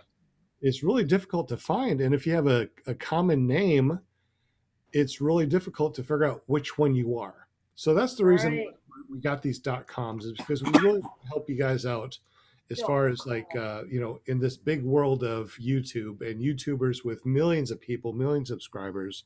It's really hard to get your name out there. So that's why we're doing this, to help you guys out. So Nick, you got the Paramotor lasso. Next, we got the Uh-oh, Kent's in the house. He Yep. just donated Thanks, Kent. $10. Woo! $10. Sweet. Yay! Kent, thank you so Thank much. you. If Get closer to Australia with that shirt. Kent, look in the description, because I put in the description you here. Did I? Where are you? Kent Stamey, yeah. So I don't know your YouTube channel. If you have one, please email me your YouTube URL at ppggrandpa@gmail.com. Nick just said he has a lasso already. So Oh. Nick, Nick, what do you want to do? Do you want to give up your lasso, or what do you want? Like, That's what you won. So, and Kevin Can Fly is in the chat. Yay! Kent is he's a very large man, just so you guys know. Stands about I don't know 6'3" maybe, and is a very large countryman, just so you know. So don't piss him off, I guess, right? No. I was actually working with him at in Vail, North Carolina, and I was like, I'm gonna pull on you kind of hard. He's like, okay, no problem. Like, what are you really gonna do to me? What? Like... Shane, what is a very large countryman? I've never heard that phrase before, so I'm just like. He's a very large man, and he's a country boy. Okay. All right. He's okay. I'm all about country boys. And he's not a YouTuber yet, PPG Grandpa Kent, so he doesn't have a channel really. Okay. Well, if you want me to help advertise anything that you have, I mean, do you sell anything? Do you have a Facebook that you want people to check out? Whatever you want, just let me know. I mean, like I said, I'm trying to help you guys out. There you go. You don't know. And I mean, you are donating and helping us out. We really appreciate that. Well, so Nick said he wants to get the lasso, or he already has one. He wants to give it back to us, or respin, or what? I haven't seen. Kent just put in his stats. He's 6'3", 280. That's what I was at the beginning of the year. Almost, I was almost that. I'm about there's a difference though, Sean. What's that? 280 at 6'3" for Kent is he's a blue collar worker like myself, but he works a lot harder than I do. He's a big boy. You would not want to arm wrestle him. I don't want to arm wrestle anybody. I have to break my darn arm. All right. So I tell you what. I'm sorry. Oh my God. Flying Flamingo. What? Jade just donated from Eric and Jade $49.99. Who did that? Holy moly. That was Flying Flamingo Jade. That's from Eric and Jade Lear. Awesome. Eric, get the computer from her. Eric, get the computer from her. I know she went to put $4.99. Congrats. It's just a decimal place. It'll make a difference. Yeah, that's huge. That will help. That's awesome. Thank you, guys. Have we had a donation that large before? No. I think our largest was $19.99 from Tommy and your Dankies. I think they both gave us $19.99. I may be wrong. Jade and Eric, congratulations on being the largest donor or super chat. You hold that title until we get 50 even or 51. Oh, there you go. There you go. Awesome. Like I said, the money that you all donate, we get different things like these lassos. We're going to give away a flag. My background, I have a flag with this background on it. So anybody that's ever flown with me, seen my flag. It's pretty cool. And we will be able to make these and personalize these and send them out because of donations like this. Also, come this summer when I get my instructor's license or my tandem rating, my instructors, and I start my paramotor school, I'm helping get disabled vets in the air. That's my first thing that I'm going to be doing is helping disabled vets. So your donation is awesome. Really helping everything come along this year. So we totally appreciate y'all. Shout out to Todd Scandrick. Yes, absolutely. We need to do some work together. It sounds like with Sean. Everyone out there is just so amazing. You guys have given me the courage. You know what? We're going to give away a chase cam from ppgsmoke.com. Before we do, I want to give you a little background on me and the reason why I want to help so many people. December of 2017, I had heart surgery to fix a valve and put a sleeve over my ascending aorta root because I was ready to go. And by the grace of God, I was able to get in and get this surgery done. But I had a complication where a blood clot went up to my brain. I had a stroke. Couldn't talk. I had a feeding tube. And some of y'all know this story. Because you have a feeding tube and you can't eat, you can't swallow, you can't even drink water, which is awful. And you can't talk. I couldn't even write until tried to explain people what I wanted. So it was a really, really dark time. And of course I had my chest cracked open. I couldn't even cough. It was just awful. I wanted a cheeseburger really bad. So I searched online for cheeseburger, and guess what came up? Go ahead. You know what it is. Tucker's McDonald's video. Tucker got flying to McDonald's to get a cheeseburger on this flying contraption. And I'm like, what is this? I couldn't even say it. And it lit up my eyes. I knew what I wanted to do. And that right there inspired me to work really super hard to get well. And I was able to speak again, but it took about a year. It was an awful year. Finally, got to the point where I was making some money, got some training from a guy over here in Arkansas, and here I am. So I am here because, I don't know, I'm here on borrowed time. I shouldn't be here. So everything I'm doing, I'm really trying to help other people the best I can. Getting a YouTube channel, notary, some notary to your YouTube channel, your Facebook. Notoriety. That big word, notoriety. Get people together once a week on Mondays, and eventually get my tandem and my instructors and help disabled vets, because I'm a disabled vet also, U.S. Marine Corps. Hoorah. Hoorah. All right, let's go ahead and spin the wheel. Hey, real quick, Sean. If I'm in the same situation and I'm trying to speak about what I want, just give me a beer. Put it in my IV. We're good. Yes. Hey, Sean, I did not know that whole story. It sounds like a Got video changed your life. It did. This whole paramotor thing changed my life. My whole life to me is paramotor. That's all I want to do for the rest of my life. I want to design paramotors, build paramotors, put paramotors together, get disabled vets out there, get people that, need training, get some gift certificates for training to where people can afford it. I want people up in the air, because this has changed my life completely, and I understand. There was even that story where you said you made love to a paramotor. This guy, all PPG rated. PPG rated. No, I can totally stand behind that cause, Sean. Yeah, man, that's incredible. So if there's anything I can do to help you other than sit here and tell jokes, you let me know. Man, look at the super chat. Look at the super chat. Fly. Baby, fly. My eyes are watering now. That's your Yankees. Oh my goodness. That's your Yankees Garcia, which is now known as Fly Baby Fly. Yep. When I commented on my last video, I wasn't sure who it was. I said, wait, Fly Baby Fly, I've heard that.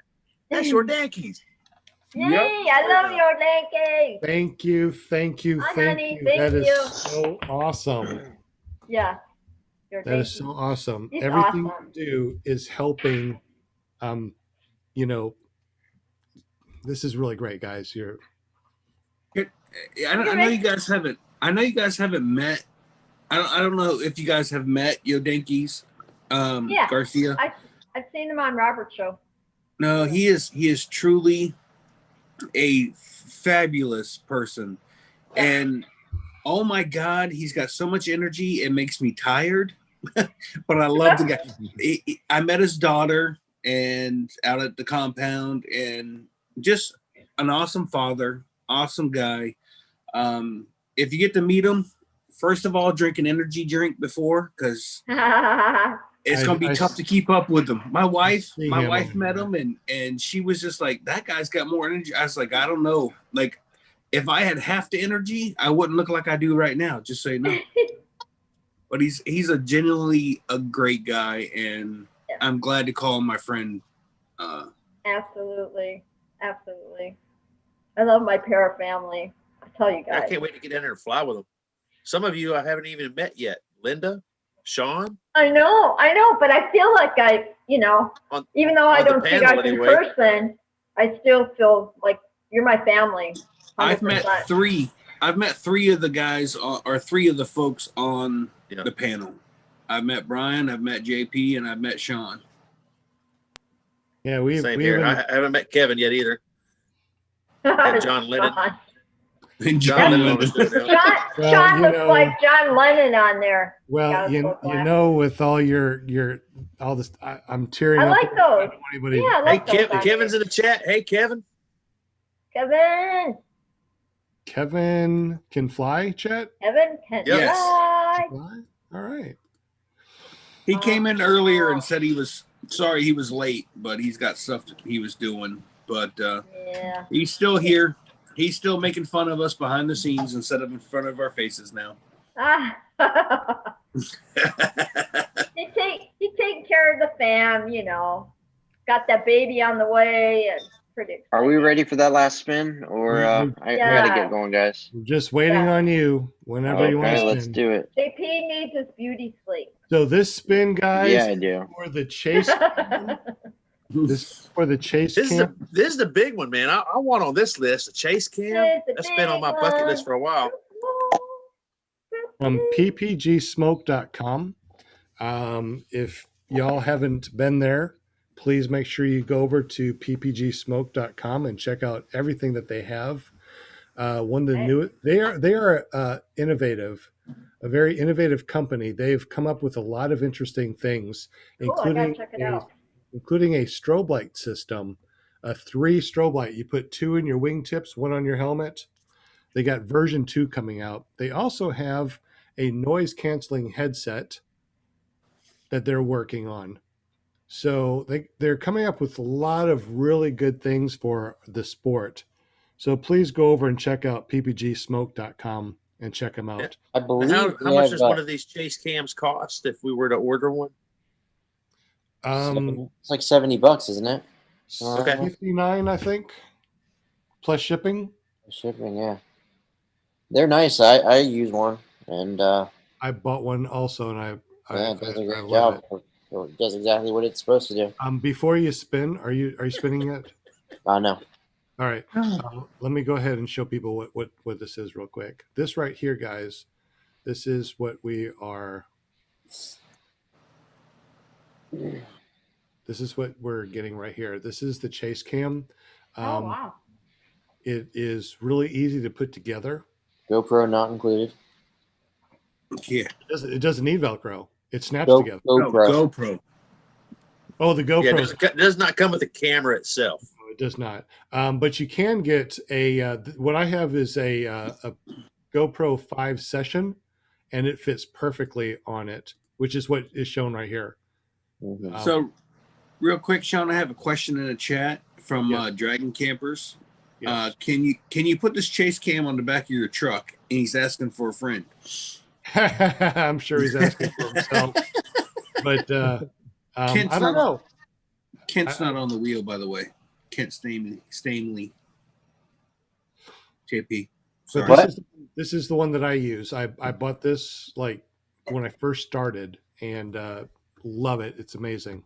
All right, JP, go ahead and give us a spin. This is for ppgsmokes.com's chase cam.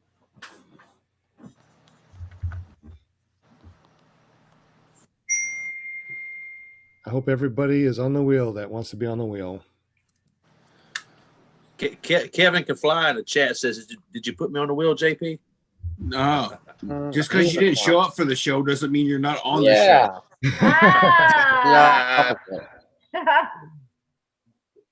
And if you resign, there's 2 years that you still can't win on our show. So, might as well just stick to the panel. And Tommy's still here. I know. I'm like really surprised. Tommy's been hanging with us all night. We appreciate you, Tommy. Thanks for hanging with us. We missed you. You know that. Yeah, Linda, you when I went live, you were the first person to jump on my lives most times.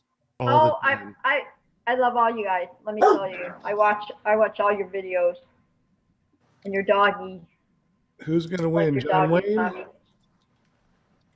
I believe it's going to be Be John Matt. Wayne? Be Matt. It's going to be close. It's Oh. going to be Matt. Oh, Oh, it's John. Oh my gosh, are you kidding me? Wait, Oh. That was Yay! that was close. That Yeah. was John probably the closest I was one on I've the ever edge seen. of my seat. John That Wayne, was how close. much? What did he win? He won the chase cam. That's awesome. Yay, John Wayne. He wins a lot of stuff, but he also has been donating a lot of money to the show. So Yes. Thank you, John Wayne. We you, John appreciate you, Wayne. dude. Appreciate you. If he's here. Yeah. What? Speak up in the chat for sure, John. There he goes. He's got it. Yay! There he is. Right. Unless John Wayne wants to donate it and let us spin again. Oh, No, no, just- don't do it, John. Don't do it. Uh-oh. Chase cam. Hey, Bell. Read my last comment in the chat there. I think you'll get a kick out of it. Oh boy. I saw that, Shane. I love how people I mean, judging by what is in that video there, I'm not sure I would want to land there. That was very dongy. dongy. Dongy.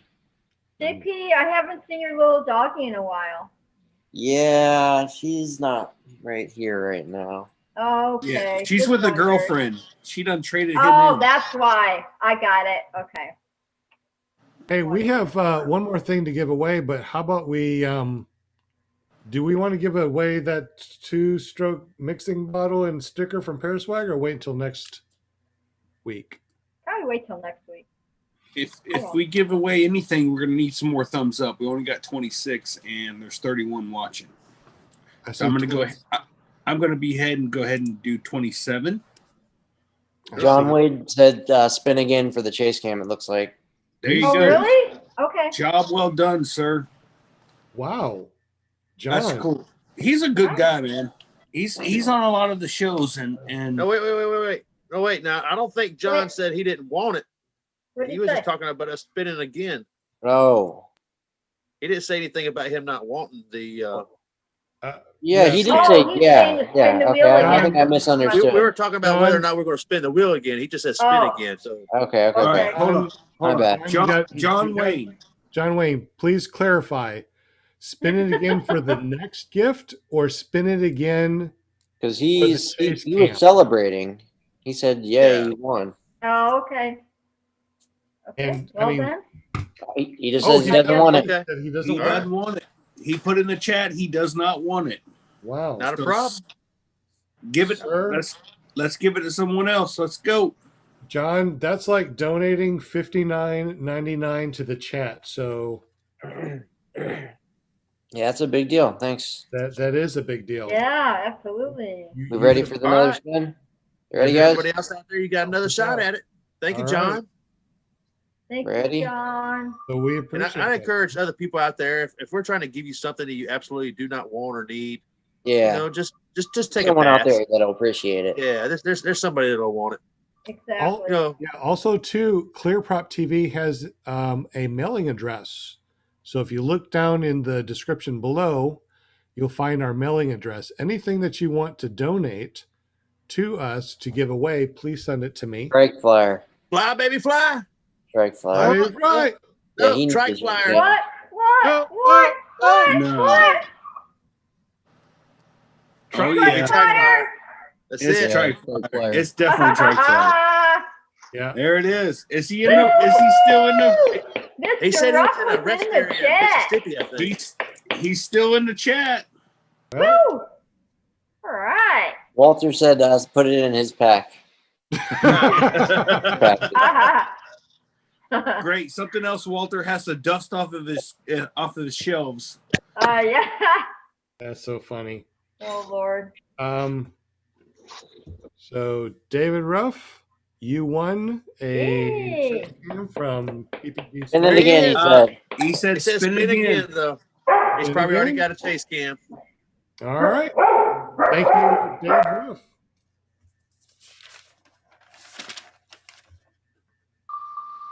Put my name on that wheel if we'll keep spinning. Yeah, no kidding.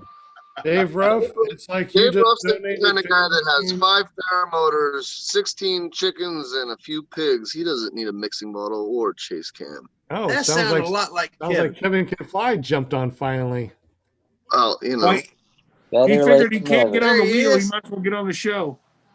Don Bittner. Don. Tori. Who's in the red? Who's in red? Tori. No, Tori. Don's gonna get it. Tori fly? Don Bittner. Oh, That's gonna be Tori I know Pope. she's Dang jumping it. up and down. I know Shane's jumping up and down going, darn it, darn it, darn it. Tori Pope, got it. If you're in the chat, Woo! throw out a Yeah. message. The bearded Montana Eagle got the win. Ah, Where are these gloves? For right flying. on. Oh, your hands. Tori made a comment a while ago. She or there's another person that has a second kill switch, so that seems to be a pretty common theme. A lot of people are having problems with kill switches. Wow. All right. I told you in the chat, PPG Shane and Don Bittners both said, no, that was me.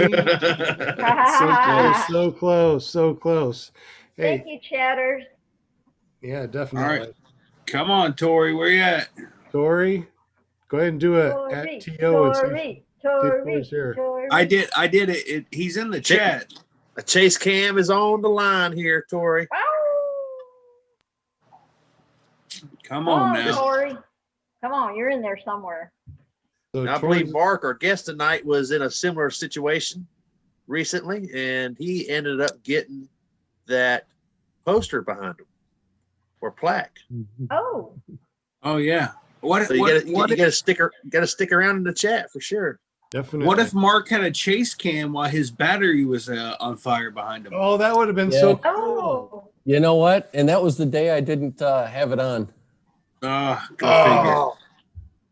Okay. That would have. I have not seen Tori in the chat since He left us already. He just responded to me as I was transitioning from chat to show. So he was there just moments ago. Oh, I hate when I have to walk away and go potty and come back and go, man, I missed the chase cam. Oh, it still says he's in the chat, but I have not seen. And it's been a good minute since. All right. Maybe so going once. Give another we need minute. one of those official little hourglass things that we could turn over and give people, 1 minute to respond or something. Yeah. The only one I have is a 3 minute, so I don't want to wait for 3 minutes. So apparently, PPG Shane and Never Trust Us Kenny Chef Shane are the same way. He said he'll take it. So I already have one, but no one flies with two of them. So I'm willing to give it a shot. You could fly with two. Do you like What's an that? off-flight one? You could fly with two. Put one on each wingtip. Who? What's his name? Did that? Tucker did it to compare the old and new Skybeam chase cams. Yeah. Did Tucker do that? Yeah, he had the both of them coming off each of the centers or like one line over, and he was comparing how his old one versus the new one flew in flight. It's kind of an old video. I think that's like a year old now. Kevin, you got Kevin, I like your hoodie, Kevin. Oh, there he is. Supporting my crazy paramotor friends tonight with the Paramotor Crazy hoodie. I do. I like that hoodie. So it's in like a green color. You can get one of these at ourparamotornation.com if you didn't know. I can? Okay. So Tori is in the chat. Yay! I don't think he realizes he won. He must not be listening. Probably not. Tori? He just chimed in and says that he mounted something about his kill switch. Tori, you won. Do you want the chase cam, or do you want us to spin again and let somebody else? Tori's probably in his shop welding up another trike or something. That guy's always building something new. Well, I just asked him in the chat, and we mentioned it on the show, so I'm waiting. So I've got a little sneak peek to share with the world here on the interwebs before we get too far, if you guys don't mind.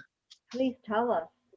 So part of the reason I was late tonight is I was helping make arrangements for one of my students. His family comes from, I want to say it's Southeast Asia, one of the Indonesian countries. And he immigrated to America in the early 80s. He worked for our local power company for over 20 years and retired. And him and his son wanted to get into paramotoring. When they came to me, I had to inform him, sadly, his son's not quite old enough yet. He's only 13. So he's not big enough to tote the paramotor, but he's big enough, old enough to start learning everything. So the dad decided to go through with training. And then, you know, as the son got older, he would make his way to flight as well. Well, through life and the way things in the world go, they're going to be relocating back to near family in the Asia, because I guess one of the mothers is starting to fall ill, so they're going to be closer to home. His gear is going to be coming to me tomorrow morning, and it's going to be listed for sale. So if somebody is looking for a brand new, just broken in with only one single flight on it, Black Hawk Kestrel with a Corsair Black B125, I'll have that with the Velocity wing. Everything as the original manufacturer sold it, and the starting ask price is $6,800, and the buyer will pay shipping in the US, which is roughly $200. So for about $1,600 off of the original MSRP will be the entire Black Hawk package, but for almost $2,000 markdown. Sounds like a good deal on a package. So that's my news. That's what I was dealing with other than family. So that's what had me detained, as I was trying to make sure that I kept all my ducks in a row as far as making sure everyone stays happy. You look like you're kind of cold. Are you cold? Oh, it's a little chill. Yeah. The only room in my house that I have that doesn't have a tremendous amount of noise is if I go into my garage, and I think it's like 34 degrees outside, so my garage is probably 45. Oh my gosh. I think it's like 45 here in Arizona right now. If I go inside, the living room has some kind of murder mystery that my wife likes, and the bedroom has Paw Patrol or something that my kids like. So there's no quiet space inside. JP said that he's got to go. So JP, thank you for all your spinning stuff that you've done. Thank you, JP. Thank you, dude. And he just said that Tori doesn't want the chase cam. No, I said if he doesn't, we'll spin next week because he's not. Sorry. Yeah. He's in the chat and he's not answering our question. Yeah. So. Also, the $25 gift card. We never got a response. So. Yeah, we'll do it next week. Well, I know Tori. I'll send him a personal message in a few minutes, and if he wants it, then I'll let you guys have it known. And if he wants to have it spin, we'll just spin it for next week. Sounds good. Yeah, sounds good. Thank you, JP. No problem, guys. Always a pleasure. I'll catch you next week. See you next week, bro. Well, we'll see you this week. You know that. Paraglidingtalk.com. Be there. Wouldn't miss it. JP. Night, guys. See you later, man. If anybody's interested in that paramotor package, you can get in touch with me at bridgecityppg@gmail.com. Again, that's bridgecityppg@gmail.com. And if you want to type that in the chat too, so people can see that. Looks like Tommy Mosley needs to jet out of here also. So thank you, Tommy Mosley at Thank you, Tommy. PPG.com. Yep. We appreciate you hanging with you tonight. Sean, we got to get more days that are 70 degrees in the middle of January on the weekends, right? Yeah, today it was 75 degrees, blue skies. It was beautiful. Oh my God, you guys were warmer than I was today. Yeah. Yeah. All right, guys. Well, I'll catch y'all next week. Looks like Brian Haybill's got a hay bill. No, I'm good. Oh, are you? Okay. See you later, Tommy. About it, Tommy. See you guys. Bye. I have the back door open, fan blowing, shorts, t-shirt. It's 71 here, and I almost want to put a jacket on. No, I don't. It's 31 degrees here just outside of Chicago, and I just saw the snowplow truck go back and forth at least 6 times. Oh my gosh, that's just too cold. What is a snowplow? If it's gonna be this cold outside, I'd rather it be snow than rain, honestly. What is a snowplow? You don't know what a That's snowplow so is? It's He's the big. joke they used to say, your mother was a snowblower. Oh, no. Okay, so right now it's like 43 degrees here in Arizona.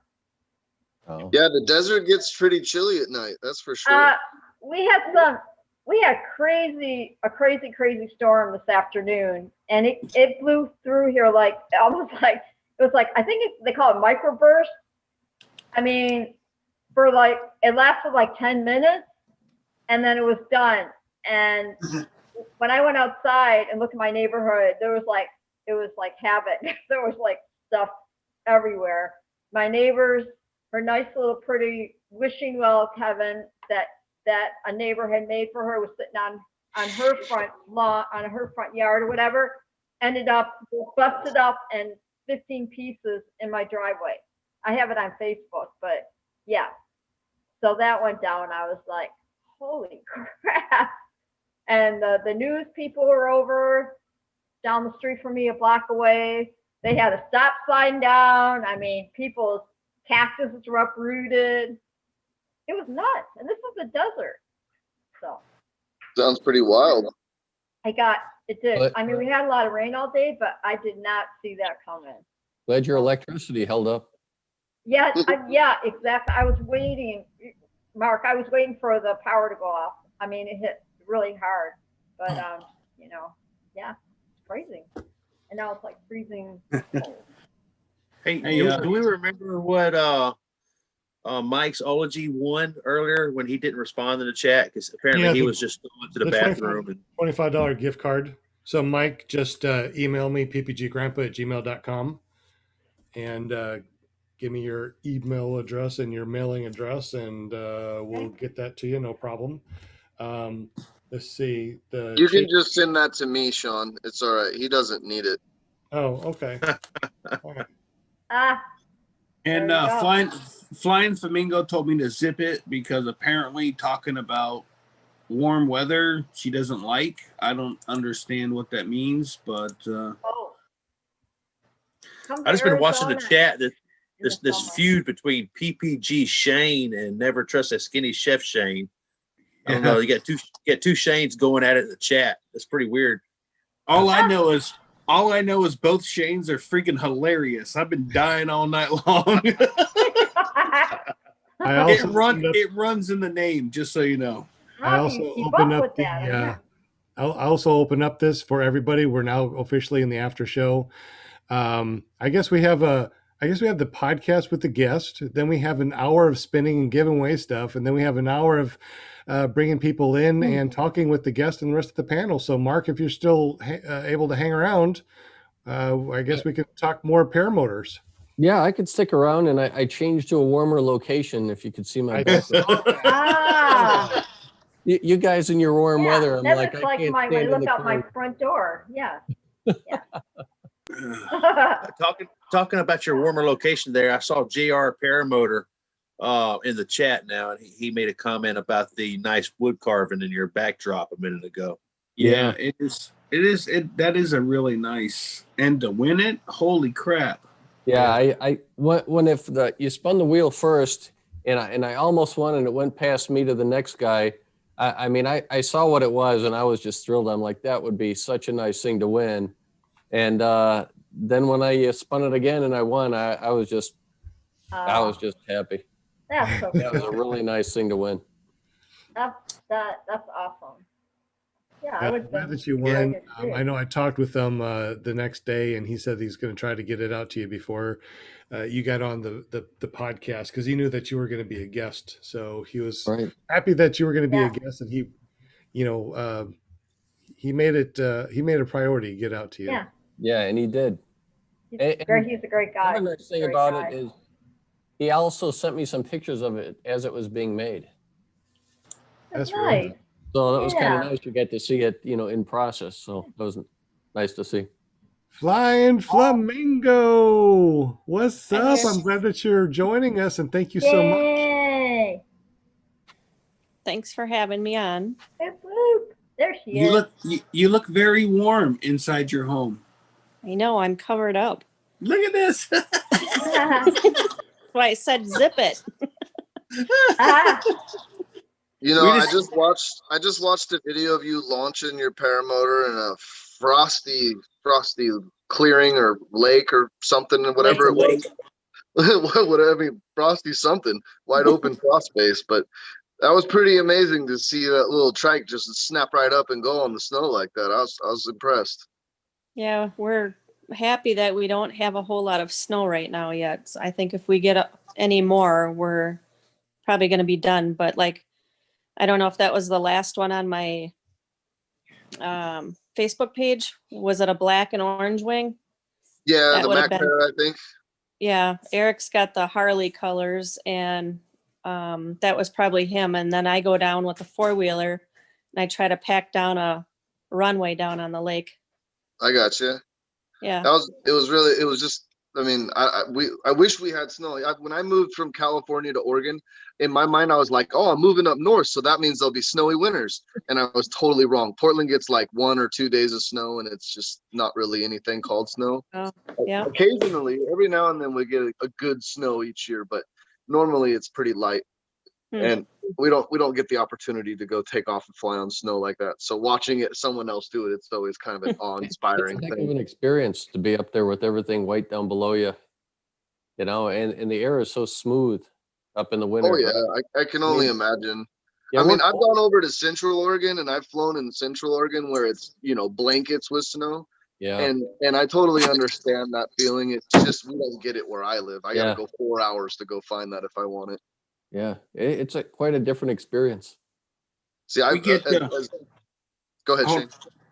So we get to fly over the beach here in Florida, and it gets blanket with snow too, but it's usually just white Wisconsinians coming down and trying to get some sun from the winter they had. So I'm used to flying in the white stuff too. Shane, what part of Florida are you in? Central Florida, right on the East Coast. East Coast, okay. My So son's we get not too far from you. He's in Daytona. You ever seen the videos titled Florida Man? That's where Shane lives. Yeah. So true. You never see an Oregon man video, do you? Not many. I'm about an hour and 40 minutes south of Daytona. Okay. When you see the Oregon Man videos, it's always some yahoo claiming he saw Bigfoot. Everybody see Jade's background? That would be a really nice sticker on the side of my Paracamper, just so you know, Jade. Are you making stickers and stuff? Well, I'm going to attempt it. I have, like, I think one of our first nights that we were on your show, I had shown that I make masks. I sublimate. So we have the heat press. And so now I had made a shirt for Eric and I. And of course, I put the kites on backwards. And of course, the one person that noticed was our instructor, knowing that we were flying backwards. And I joined a girls group with Alexis that was on, and Leah, and a couple gals. Shannon Michaels, probably. Probably. I'm getting to know a couple of them. And there's a gal from Hudson. And she's going out to the Salton Sea, I guess. And she had said, looking to get people involved or doing stickers or pins for any of the fly-ins, you know, for trading. So I'm looking, Eric and I are going to maybe make some stickers. Oh yeah, we can do vinyl with the plot. Oh yeah, and vinyl. Eric's got a plotter to do vinyl because he does his business trucks. Nice. Yeah, gonna get some awesome decals. Yep. Decals. Well, a big thank you to both you guys for your donation tonight. Yes, thank you so super much. chat. Hopefully welcome. we'll jump on here in a moment and go, thank you for sending me the shirt. Walter wants to know in the chat what the after show code is. It's already in the chat. Scroll back up. Yeah, I'm kind of wondering what donation that you're talking about.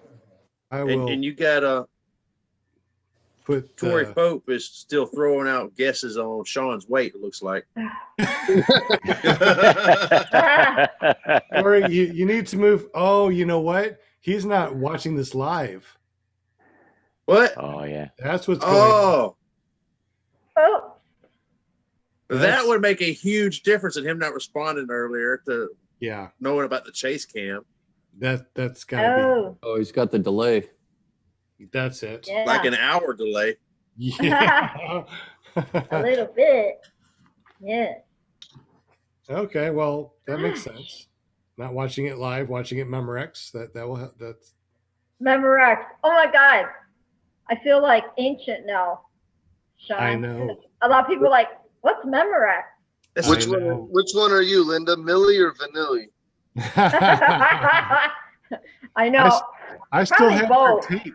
I still have their tape. Back in the day. Vanilli? Yeah. You do? Yeah. I got it. Oh, I got to put that on Facebook now. I got to hear their songs again. I think it's funny. They got in so much trouble for lip syncing to their own songs, which everybody does now. Yeah, and nobody complains about it now, but back then it was a problem for some reason. It was a big thing. We could send back our tape, our cassette tape, which is what I had back then. Oh no! And get a refund.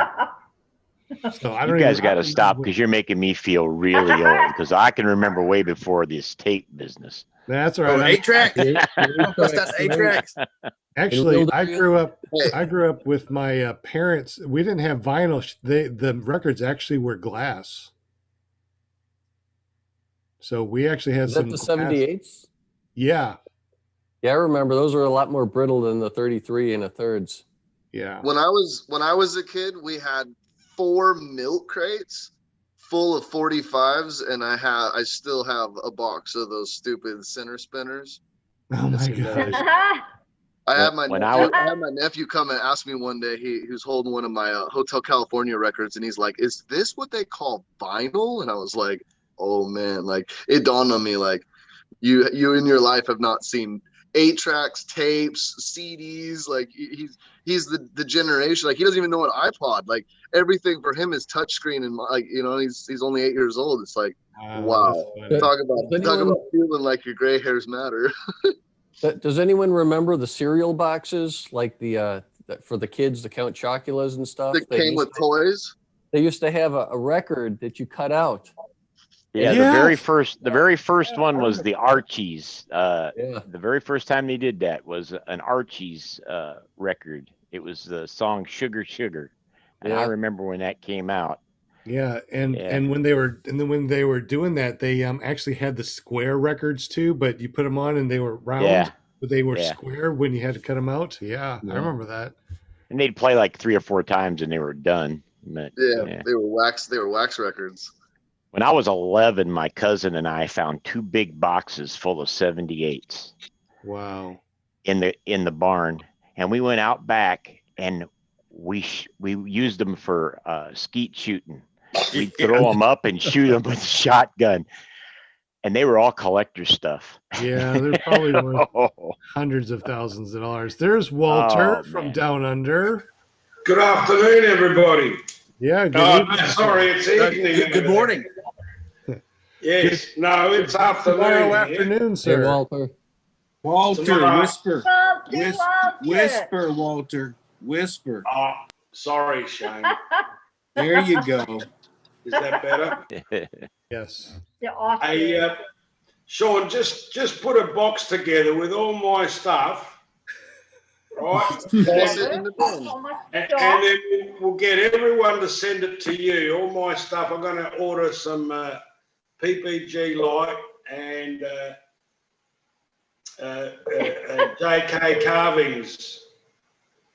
Get it sent all to you, and then you can send it to me. Sure. Walter's going to order a container of things from America. If he's going to have shipping, he might as well make it worth it. As long as shipping is not more than $10, I don't care what we put in it. You can't send an empty envelope to Australia for less than $10. What are you kidding? Yeah, that's about it. That's right, Kevin. I think Hey, it's just a Walter, postage I stamp. sent Walter a wing bag. It cost more in shipping than the bag cost me. Hey, this is Walter, a free Walter, do t-shirt. you know any U.S. military people in Australia? That's right. You can send it FPO. No, Yeah, you they're can send it by long-term APO. Yeah, okay. Have we got a ninja in the chat now? Or not in the chat, but on the show? Dragon who? Campers? Yep. You see what he's wearing right now, Dragon Campers? He won the $25 gift card, and he let us spin again, so I got him some ski goggles.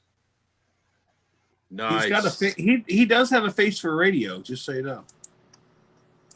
So I'm curious, how much of a difference is it going from a Mojo to a Spider 3, Brian? Oh, yeah. Well, I've only flown my new Spider 3 one time, and I didn't do a whole lot with it. But I could tell you, I test flew a Spider 3 down at Aviator. I got about almost 6 hours of flight time in on one, and just more flare authority, easier to take off with, more carvy. And I didn't even touch the tip steering. So, I mean, I've got the trims make a heck of a difference. The trims on my Mojo, you got 3 inches of trim, which really, I can't tell any difference in it when I've got trims in or out. But the Spider is, got a lot more trim range. I got a lot of room to learn on it. Plus custom colors to match all my grandfather's planes were blue and yellow. So it was kind of a tribute to him as well. But no, I love the wing, man. You're going to get to see a lot more of it for sure. What kind of wing was that? It's a new Spider 3. Spider 3? By Ozone. Okay. Yeah. They are so light and so lifty. You can do a reverse with like 3-mile-an-hour winds. It's insane. Yeah, it's a 26 meter. Like a no mile. See, I got mine right here. I love my Spider. I call it my training wheels wing, because if the conditions are even like somewhat switchy or questionable, you can still launch a Spider in like a 3-mile-an-hour downwind. It's amazing. It's such a nice, easy launching wing. I tried to do a with the wind downwind launch. I ran so far, I almost busted, but I ended up taking off probably after 50. I mean, this is the longest I've ever run.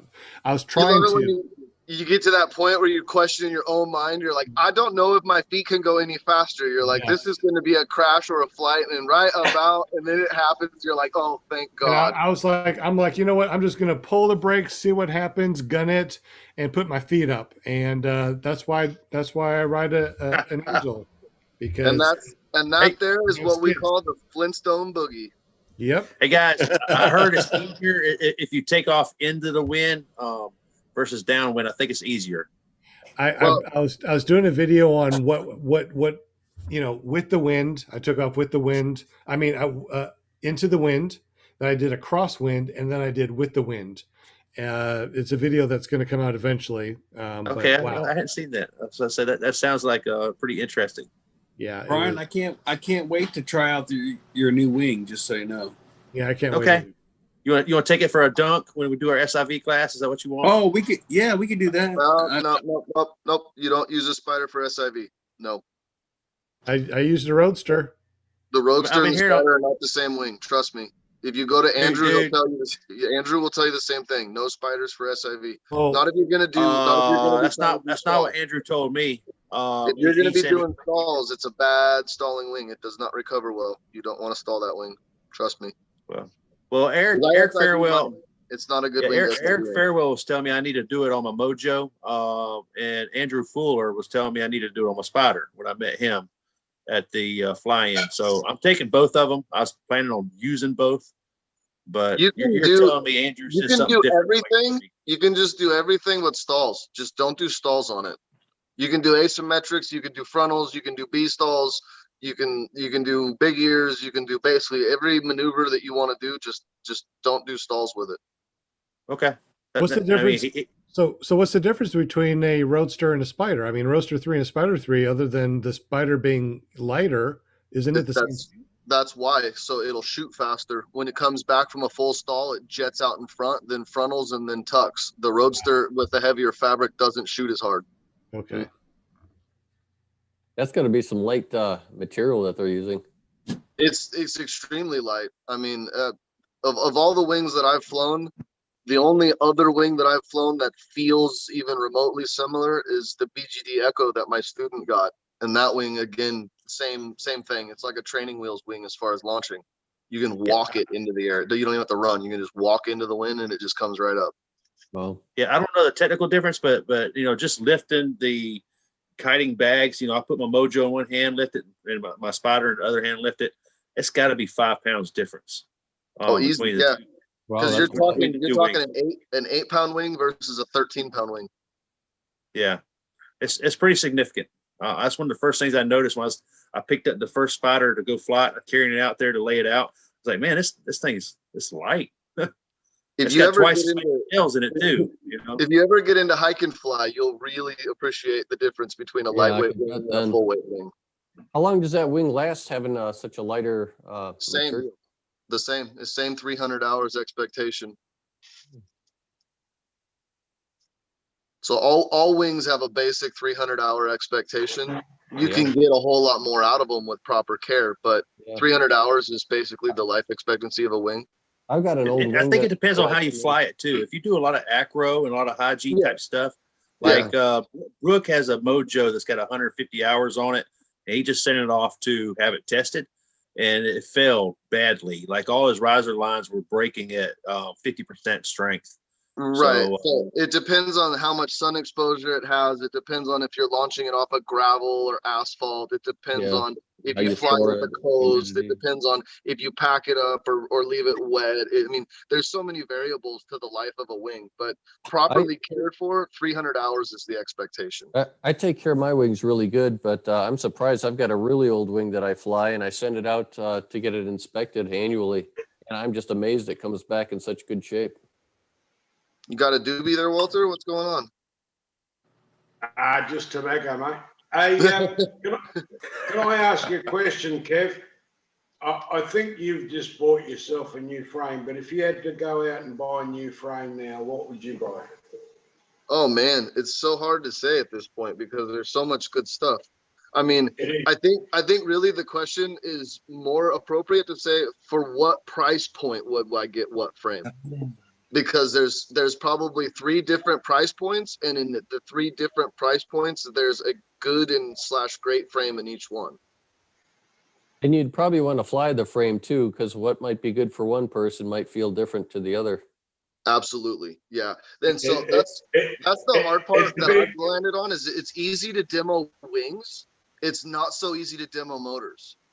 So trying to figure out if you like a Maverick or a MacFly or a Scout, unless you have a friend that owns one that's willing to let you try it, then you really can't demo a motor. I mean, you can go to a fly-in. A lot of people will let you fly stuff at fly-ins, but you can't just call up, Superfly or Kylo or whoever and just say, hey, man, I'm in the market for testing a MacFly. Can you send me one? They'll laugh at you. You know what I mean? That's not. I heard that fly-ins are the best places to go. Sorry. Look, if I was there in America, that's the first thing I'd do. But that's why I'm saying, because in Australia, as you know, there's so much available, and apart from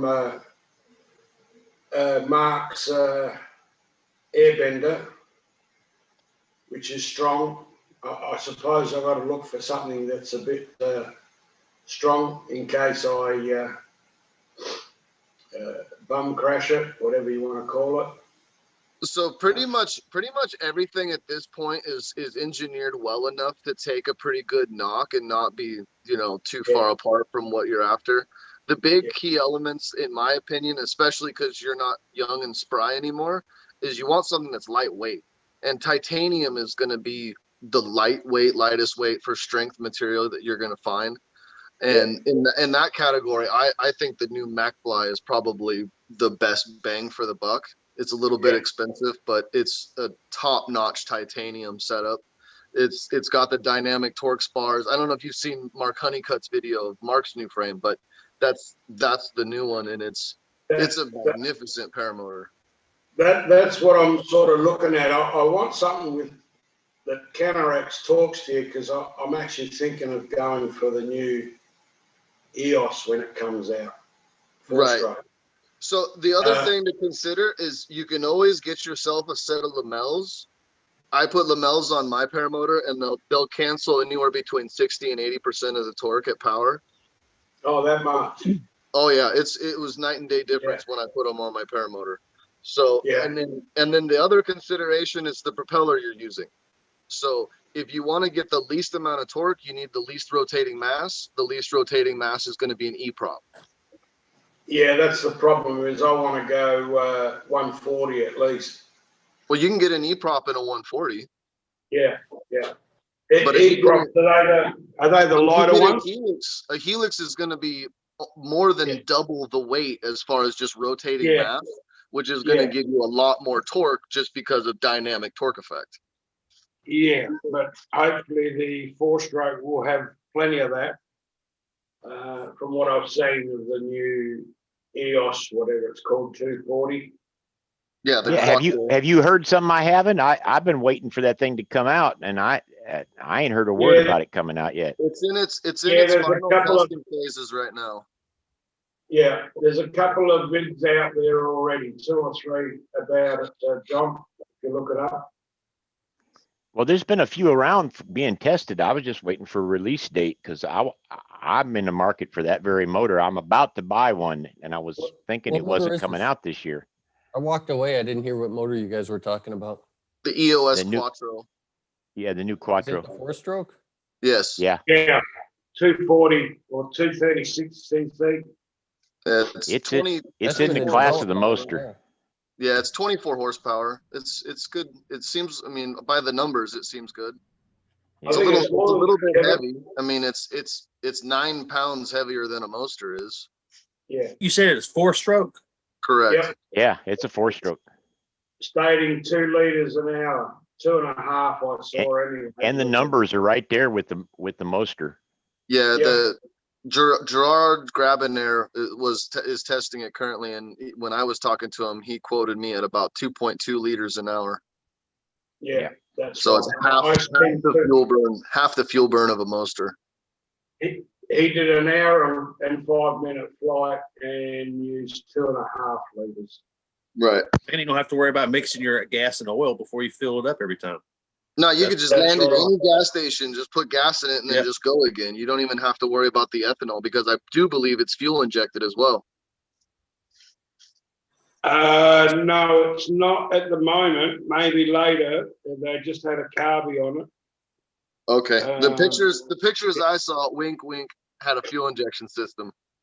Oh, it probably does, because they were having a problem with that carburetor, I know. No, he couldn't tell me too much. He told me he was under a non-disclosure, but he did show me some pictures and gave me a little more information than the basic public has. And all the stuff he was showing me was fuel injection. Yeah, the carburetor was good. It was that rubber piece they were having a problem with. Who doesn't have problems with rubbers? They're having issues with the accelerator. So I was part of the Yamaha development team when they came out with the original YZ 4-strokes, and that was the original issue we had with the carburation 4-strokes. Was you'd get a real hard suck of air and no fuel if you went crack on the throttle, and they had to have an accelerator pump. So as soon as they included the accelerator pump into the carburetor, all those stall problems went away, and then the motor ran like a banshee. Same thing they're doing with the fuel injection. So they're taking the carburetor off because they can't get that snap throttle to not choke the motor, and so they're just going straight to fuel injection to get rid of it, which is the best thing anyway, because that's how they're getting such great fuel burn, is by having it run on an O2 sensor. I'd say the problem is not enough fuel on the initial hit. That's the problem with 4-stroke. Well, any engine really, they do need a lot of fuel on response. Yeah, it's an instant shot to lean. Your math goes down to like 4 instead of 11, and the motor just chokes. So I got a question: Is anybody put nitrous oxide on one of these things yet, man? To get like a a big time turbo, like these race car hot riders, you know. I mean, you should be able to achieve almost vertical flight with some nitrous, right? Well, I'll tell you what, I've flown some paramotors that had more thrust than they needed, and I was achieving almost vertical flight. I flew a 250 with a 140 prop, but pushed me almost vertical. I mean, my pitch angle was like dangerous and scary. It was very uncomfortable. That sounds like fun. Yeah.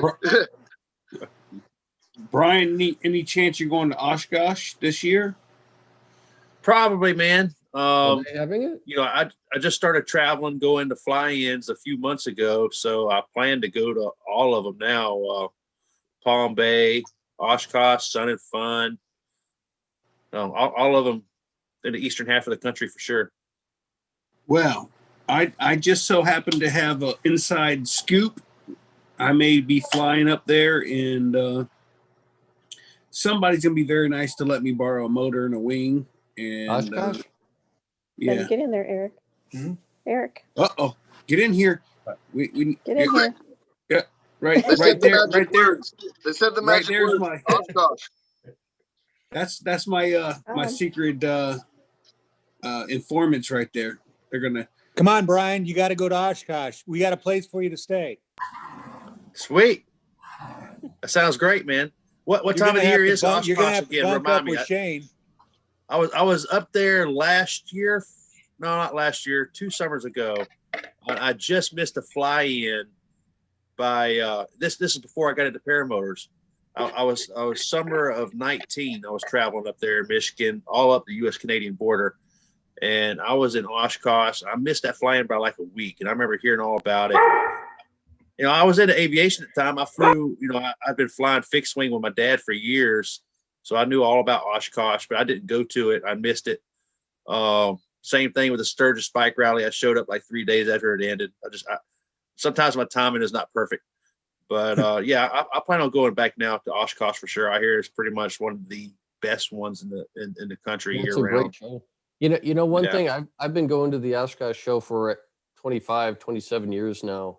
And I always went up there Saturday morning and I came back Saturday night. And I always missed the night show. And then one time someone mentioned to me, you got to see the night show. They got the sparklers and everything coming off the planes. And I stayed for it. I'm telling you, I don't think I'd ever leave again until I see the night show, because the night show is just fantastic. Did you happen to see Paradigm? I'm flying, yeah. Actually, I got to fly in the ultralight show when they let us, everyone take off. So I was able to be part of that group to kind of show all the spectators us flying around. So that's awesome. Kind of pretty cool thing. Nice. Last time I went to Oshkosh, I slept in a tent underneath the wing of a tri-pacer. Nothing wrong with that. We flew, my grandpa, my dad, and I, the 3 of us flew from Hemet, California, all the way to Oshkosh, and then stayed there for the week in a tent under the wing. Oh. That's actually really cool, Kevin. No doubt. That is pretty awesome. We did the same thing for Sun and Fun, but we did it in a Cherokee. And then on the way back, we ate an intake valve on the number 3 cylinder and wound up landing on a grass strip in the middle of the mountains somewhere. Emergency landing, of course. That was scary. That was not fun. Where is Sun and Fun? Sun and Fun is what, man? You live in Florida. Come on. Yeah, I missed Sun and Fun by about 6 hours. I couldn't stay in the area. I'm serious. Sun was canceled this year. I was down there for it in March. It was canceled. And they had a small Sun and Fun, I guess, a month or 2 ago. I know Aviator performed there. Paradigm Show performed there. But I was supposed to go to Sun and Fun. I'm being dead serious. Where is Sun and Fun? Because you just forget. I just got into flying. So about the same distance of go the same distance past Lake Wales from where you're at. It's closer to the west side of the state. Okay. So if you go about an hour and a half west of Lake Wales, it's in that area. I can't tell you the exact. Isn't it Ocala or something like that? That sounds right. Now you need the public book. Hey, Will, we see you sitting there, man. I hadn't heard anything out of you. I just want to say, hey. Hey, man, I had to join the after show because I heard the words Milli Vanilli. Yes, funny. you know it's. Yes, you know it's true. No, it's blame it on the Shane. Sing it, boy. Sing it. Bring it on. Man, this almost just became pie at Sherry's with the ARP club.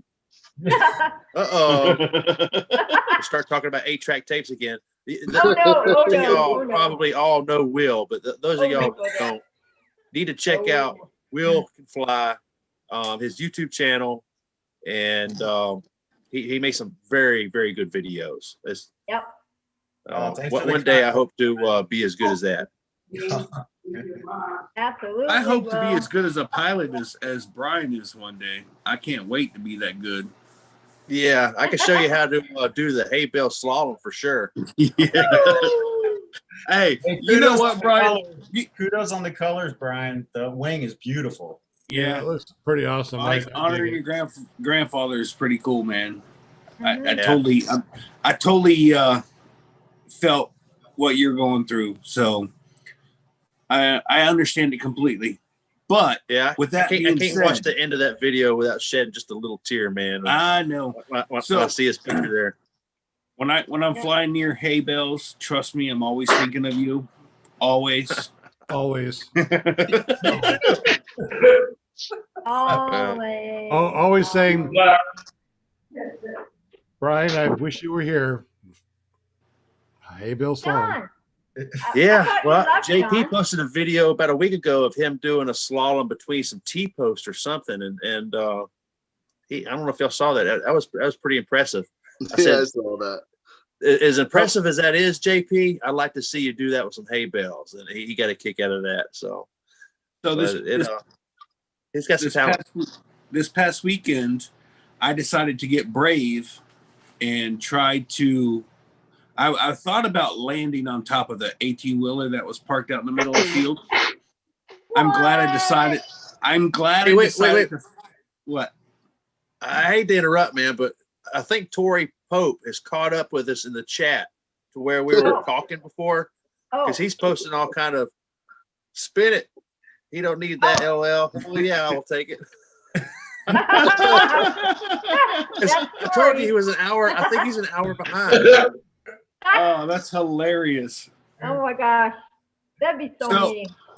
So I was flying in the morning, and we come up on this new area, and there's this 18-wheeler trailer sitting off to the side, and I was like, the wind was perfect, and I was just like, man, let me see if I can land on top of this thing. And at the last second, I decided, no, I'll just do a foot drag. Thank God I did, because the top of that was all wet. And it was just metal. So you know what would have happened? I'd have ended up just slipping. Yeah. And then I would have just fell off the side, and I would have been embarrassed. But it is on video, and that video will be coming out here very soon. Well, Shane, if you want to foot drag a semi-trailer, we can hook you up very soon. Remember the flatbed that was at the Swanee Fair Fest? Yes, JP. Well, that was Scott, the guy that drives that. He's a para-trucker on Instagram. I'm not sure about YouTube or anything, but anyway, he flies paramotors. He carries his paramotor and a parakeet around his semi-truck with him around, and he goes around and he stops at truck stops, and wherever he can at rest areas and truck stops, he'll get his paramotor out, assemble it, and go flying. That's and cool. That's Scott. Scott Shamka is his name. Right. I'm still listening. Anyway, I'm just off screen. Yeah, he's going to be one of the 5 people taking the SIV class with me. So he's going to be down there with his semi. So if you want to come foot drag, come to the chalet, man. Where can you do the SIVs, by the way, here in the U.S.? Skylab, SIV.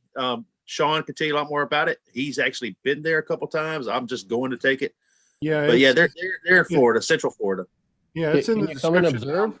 It's in the description down below as our sponsors. Okay. Can you come there to observe? Usually where we do that is they got to take a boat to this particular place. So usually 9 times out of 10, there's really not a lot of boat room for extra people, because I wanted to bring somebody with me and I wasn't able to. I mean, if you brought your own boat and you went to the lake, you could go out in the lake and watch it. Sure. Oh yeah, yeah. I could see it from offshore or something like that. Yeah. Or if you happen to be camping there that same weekend, someone can bring his paramotor and land wherever you're at and show up. Yeah, you can actually take off and fly to where we go. When I went there the first time, Neo was a guy that flew from where we left with the boats. He flew the paramotor over to the ridge, landed, packed up his paramotor, and then did the SIV. So you can actually fly there if you wanted to. I travel for work. The reason I was asking is if I happen to be in the area, I'd like to kind of witness what they do at those courses. Linda, turn your mic down. In the springtime, you can come out to either Utah, Oregon, Washington, or California, and there's several different paragliding instructors. Matt Senior, Matt Hinsey, Brad Ganuscio. I mean, there's a handful of them, but they all do SIVs in the spring the same way with a boat over water. Shaney, I was on mute, Shaney. No, it was Walter. I'm sorry. I heard a dog barking. I immediately what to do. Whatever. Hey guys, Yeah. I gotta scoot up. I gotta get back to the family, so I'm already going to be in trouble. So I gotta talk to you guys later on. All right, Kevin, hanging out with us for a little bit. Hey, Sean. Yes. Just a second, Shane. Sean, Tori is in the chat and saying he wants it. And what I remember is us saying that if he reached out, we were still going to give it to him. Is that correct? Sure. Why not? I mean, he did win. We didn't spin again. So it's kind of odd that he's an hour behind the chat, because I didn't think it was technically possible for you to be watching. Yeah. And I didn't think it was possible to be chatting in real time and watching in the past. I'll put it that way. Yeah, it happens. Yeah, it happens. Yeah, you can do that. Just email me at ppggrandpa.com, ppggrandpa@gmail.com. Okay. And just let us know that in episode 54, you won. What'd you win? Yeah, I threw it up in the chat. Tell them to email you. So you should be good. Yeah. From ppgsmoke.com. Hey, Brian, is that your new wing behind? Yes, sir, Walter. That's my new wing. Custom color order. Pretty. Ozone Spider 3. Very the nice. colors are special, but the advancement of the wing, when I got into paramotors, I wanted to fly the safest wing on the market and just keep myself inside the safety bubble until I got some experience. It didn't stop me from breaking a leg, kicking a hay bale, but I tried to be safe. So I jumped up to the Spider 3. So it's going to give me all kind of room to grow. I'm hoping this will be a 2-year wing. It'll last me a couple of years before I feel like I need to upgrade to another one. So anyway, yeah, but the colors are special because my late grandfather, which was a pilot, I soloed in a plane 2 weeks after he died. And so I did not get the opportunity to fly with him. That was unfortunate, but all of his planes, he was a big fan of blue, just like me. And all of his planes were blue and yellow. So that's where the colors come from. Very nice. Thank you. Hey, Brian. I appreciate that. Brian, I'll be at Camp Mac this weekend, just so you know. Okay. I'll bring it to you. I'm just saying. Are you going to be down here or what? When are you coming? I'm not sure exactly. There's 3 or 4 guys. There's 5 of us in the SIV, and there's probably 7 of us coming down. But we're going to be down at Lake Wales by the 1st of February. Okay. So that's right now, that's kind of the goal we're working with. But, those guys are coming down. They're doing a para-convoy type thing, and they're going to try to stop and fly where they can on the way down. Right. if weather and timing works out, they're going to stop by southern Alabama where I live and fly, and then we're going to head down. But ultimately, we plan on being down there by about the 1st. The SIV is the 5th through the 7th, and yeah. All right. Should be awesome. We've already planned this trip. I've been to Camp Mac twice and never experienced any of it, because the first time I went there, I did the SIV. The second time I went there, I showed up to do the SIV, but I didn't camp. So I literally have never even experienced this campground other than show up, park my camper, go fly, come back, sleep, and then leave the next day. And then show up for the morning, come back in the evening, and leave. So I'm looking forward to it.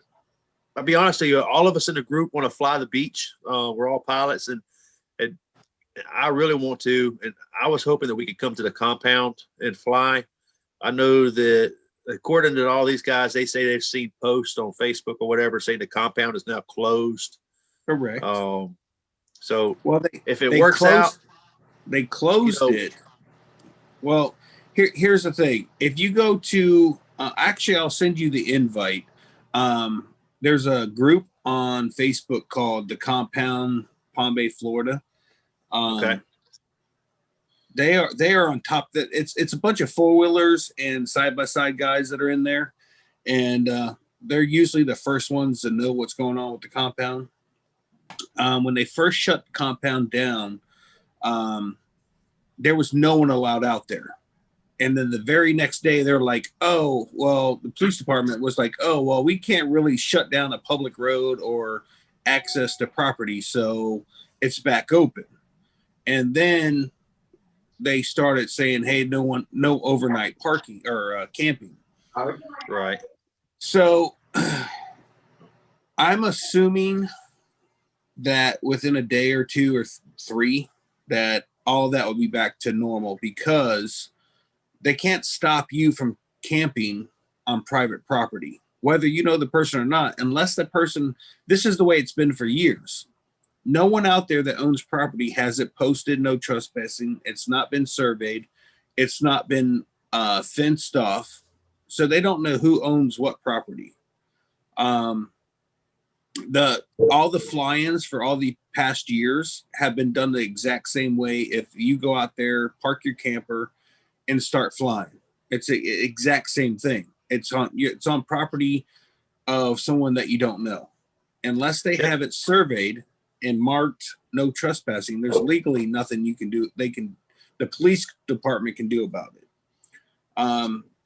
Backup plan, like I said, there is the campground that I told you about. They are PPG friendly. It's right on the beach, and those people have no problem with us flying. I've flown out of there several times. Yeah. So the compound is a place in Palm Bay where they have the Palm Bay fly-in, and it's basically a huge undeveloped residential area. They went in there, leveled out an area, cleared all the trees, put in the subdivision highways, and didn't build a single house. Nope. So yeah, we were hoping to come fly that with you. If that doesn't work out, that's not a big deal. We'll just stay in Lake Wales, and hopefully you can come over and fly. Or you guys can come over. You can come over for the day if you want. That's not a problem. Yeah, we may just do that. I mean, it's an hour and a half drive from Lake Wales to get over there, so it's not that bad. We can go over there and fly. I definitely want to fly the beach. I've never flown a beach before, anywhere ever. So looking forward to that for sure. There's the invite right there. I don't think there's any hay bales out there on the beach, is there? No, there is. No, they get dark. Only the sand kind. No, there are some hay bales on the compound, just so you know. Uh-oh. Hay bale. All right, Brian, I'm sending you a Palm Bay. It's called the Compound of Palm Bay, Florida. It's 3,100 members, and that'll pretty much give you everything that's going on for the most part, if you will. You've appreciate got that, man. I appreciate you keeping us in on the loop. Like I said, we're going to have a group of 5 to 7 people, and if we need to, just come over for the day and fly with you one day, we could do that for sure. Right. Like I said, if it's not right by March 1st, if it's not back to normal completely, I know you'll be there sooner. But the flying that I'm throwing, or I'm going to be showing up and flying, if it's not a back to normal kind of situation, then that'll get canceled as well. But we would love to. I mean, I'm in a camper. Another guy's in a camper. 2 of the guys have vans like Tucker used to have. And Brooke doesn't know what he's going to do yet, but we would love to come over there and camp for like 3 nights after the SIV and just fly there. If that's not going to be possible, then we'll figure something else out. Well, I'll let you know when it gets closer. Heck yeah, man. Well, cool. There you go. There you go. I'm leaving you guys. I gotta go eat. I haven't ate already. Yeah. I know, Walter. Don't spit on the bananas. Yeah, where's your willy bin? I totally had an awesome time tonight on the show. All my team, I love you guys. You always keep it rocking. We love you too, Linda. All right. Not the same way that Walter loves you, though. Not Linda. Hey, thanks for joining us. Oh no, I had a really good time tonight, and I appreciate our guests, everything. Thanks. Yeah, this was good. Thank you, Mark. Come back again, okay? We enjoyed having you tonight. Have a great evening. Yeah, you guys too. Good night. Go eat and Good night. that. I will fly. I'll see you on Facebook. Good night. I love you guys. All right, be safe, okay? All right. Later. Bye-bye. See you later. Bye, So guys. Brian, there has been talk and an invite if the Palm Bay flying doesn't happen. Bad Apples unofficially is throwing some things out there. That's South Georgia, right? Yeah. So, just to give you the heads up, but like I said, by March 1st, if it's a no-go, then I'll be heading to Bad Apples, and there's roughly about 40 or 50 people going unofficially. Yeah, I'll be there, man. I'm in South Alabama, so South Georgia's closer to me than Palm Bay anyway. Right. So, not a problem.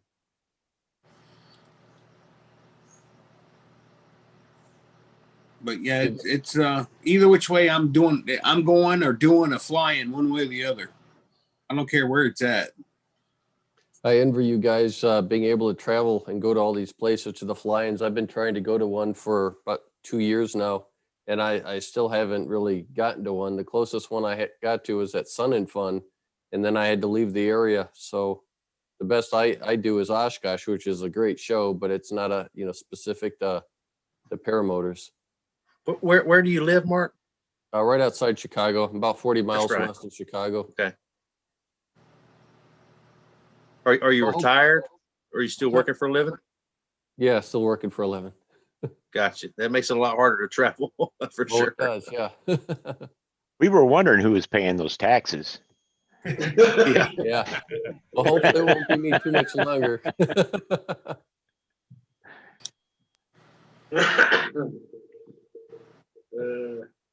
Yeah, over here, John, it's the same thing. People say like, "Oh, I'm paying your tax. I'm paying for your,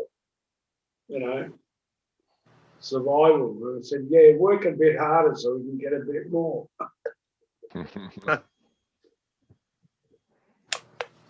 So who here in this group is retired? I am. I'm John Wayne. Yeah. I guess most of us are pretty young bucks, so I can't imagine too many being retired. Well, I retired from the Army in 1990.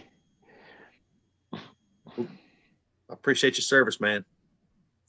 No doubt. But then that's when I had to start going to work. Yeah. What year were you in the military, John? Yeah. How many years were you From in the Army? 70 to 90. 20 years. Got your retirement in then. To 90. What's that? Nice. So 20 years, you got your full retirement in.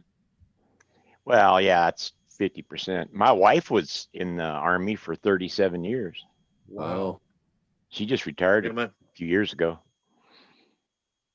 And went to work as a civilian right back at the same desk she left. Yeah, my dad did the same thing. 20 years active duty and then 15 years civil service. He basically retired so at 20 years so they couldn't move him anymore when he built the house here. And then I just went back, kept working the same job for 15 more years. What was amazing is she went back doing exactly the same job at the same desk as a civilian, making twice as much money as she was making when she retired, and then she still gets the retirement. So she went from making $80,000 a year to making $240,000 a year, and nothing changed. Wow. The exact same person doing the exact same job. Well, no wonder you got houses in every state. That's my wife's money, bud. I'm just kidding. Hey, you married good, man. I need to find one like that. Long as you use the petrol money, long as you use the petrol money, John. She don't leave much. Right? She don't have any trouble spending it. Yeah, I've got a question for y'all. Has everybody done a foot drag? Yeah, some of them on purpose and some of them not. The reason I'm saying that is because I did my very first foot drag yesterday. My very first one. Cool. Yeah, man. And then I had to land immediately and just, spew it out to somebody and tell someone, hey, and my buddy said, well, did you do it on purpose? Yeah. Like, oh, no. So I had to go back up and do it again, just to prove it. Anyway, how far did you go? Maybe an inch. That's about what I did on my first one. Hey, yeah, same here. Yeah. It was like, wow. That's like the wingovers that aren't really wingovers. Yeah. Look at me Will, doing wingover. next thing you know, man, you'll be doing you'll be an endless foot drag doing figure eights with your foot on the ground. Yeah, well, that's my other buddy Alan. So they're addictive. Be careful. But that was just don't do a paramotor crazy and end up fishing. Yeah, I was gonna say, be super careful foot dragging on water, man. That makes me nervous. Oh, I don't think I'll ever do that. Yeah. The risk / benefits for that, there's no risk and reward. I mean, what's the reward for it other than you're spraying yourself full of water? Yeah, and getting a wet foot, right? A cold, wet foot. When you catch a fish. I know, right? When you foot drag, are you doing it like on a sod farm or rocks or grass or sand? A sod farm. That's exactly where I was. A sod farm. Yep. I was on a sod farm in my first year. I've got about 100 hours of just foot dragging out there. That's all I did. Wow. Well, that's exciting. I mean, I'm coming up on my year anniversary for flying PPG, and I just always wanted to do a foot drag and just never had the courage to do it. But hey, I guess things happen on accident. That wasn't on accident. I was intentionally trying to, get as low to the ground as I could and keep that constant, distance from the ground and the control of the throttle, the whole works, So it was just awesome. Just a great feeling. So when's your 1 year anniversary? I hear you say it's coming up. Yeah, January. This is it, right? Probably. Okay. Yeah. Oh, wow. Congrats. Yeah. Thanks. Yeah, this is my 1 year anniversary too this month. Right on. Congratulations. Yeah, congrats. Yeah. I unintentionally did a corn drag where I came down to kick all the tassels, on the tops of the corn. Yeah. And I didn't know my belt loosened up on me. And I came down a little bit. And when I gave it the gas to, get some power to go up, the belt slipped a little bit, just enough where I couldn't, I dropped into the corn. So then I managed to not crash. I came out of the corn, but I had, all the corn stuff all over my body, my wings, like picking it off as I was flying. That was hilarious. I'll tell you what, one idea, I guess I shouldn't tell this because I ain't never told it before, but I'm going to go ahead and tell it anyway. I was out on the field there. I'd stopped by Kyle O's and he had some students out in the field, and I was setting up and he said, well, John, why don't you go check and make sure it's okay, which was silly because I wasn't no better than those students much. So anyway, I go to take off. I got arthritis really bad. I lost a brake toggle just as I was taking off on my throttle hand. So I'm reaching for the brake, okay, trying to not, throttle up or down, just trying to keep it steady. My feet are just barely off the ground and I'm looking at these bales of hay, okay? So I'm tiptoeing across this field and I got up. I didn't crash. I got up. I came straight back around and landed. And Kyle's telling the students, now that's the perfect way to taxi, just what John did. So you were flying. It's hilarious. Takeoff, lost a brake handle. I mean, did it go back up to where it's supposed to go, or did it go anywhere near the prop? It was flopping behind me. Oh, man. and I'm trying to grab it, with my throttle hand, and not run into the hay bales. And my feet are about 6 inches off the ground. My feet are still going, and I'm expecting to hit the ground any second, And then finally, I let the other one up and just hit full throttle and went up, made the loop and landed. And when I'm landing, Kyle's explaining to the students how I did such a wonderful taxi job. And all I was doing is trying to keep from crashing. But I bet it did look like a good taxi. Yeah. And all you thought of was Brian Haybow. The only thing I was thinking of was $350 for the prop. That's what I was thinking. Yeah. Exactly. Either. I'd already crashed enough by then. I wasn't worried about getting hurt. That prop's all I cared about. Yeah, getting hurt sucks though, man. I replaced the prop within a week, but I'm 7 months out on the leg, and I'm still working on that one. But I've had some pretty good thuds, okay? But I'll tell you just what happened 2 days ago. I was doing a reverse launch right out here, just right outside the door here. Pulled up the wing, pulled it up, took one step back, tripped, fell down, and broke a rib. And it's the worst injury I've had, okay? And all I did was trip. Oh, man. Yeah. But I've had some pretty good crashes. How long ago was a broke rib? 2 days ago. What? Wow, you're doing good. Yeah. It hasn't affected my flying. I flew 2.5 hours after that, three different flights. Have you the rib didn't bother me to fly. Oh, that hurts. Yeah, I know. I've had 2 broke ribs, and sneezing sucks pretty bad. Yeah, I broke them before. Yeah, it's pretty much nothing they can do for that. That's a tough one. Yeah. No, there's nothing. I don't even go to the doctor for it anymore. There's nothing they can do. I used to race motorcycles and snowmobiles. I've had broke ribs. Done that when I was young. Well, I'm glad that you're, okay. I mean, I didn't even know that you broke a rib. Yeah, I've never broken. Nothing new for me. I've never broken anything, and I'm very, very happy. Dude, you better go. It's not what it's cracked up to be. It's not what it's cracked up to be. Hey, I tell you, he's something else. I meant to ask you, how was your weather out there in Arkansas today? 75 degrees and blue skies. I posted on my Facebook. How was the wind? Flyable. If I didn't have this podcast, I'd be flying. I'm here in West Tennessee, and I'm not exaggerating. We've had 40 and 45 mile an hour winds all afternoon here. Yeah, same here in South Alabama, man. It was unbelievable.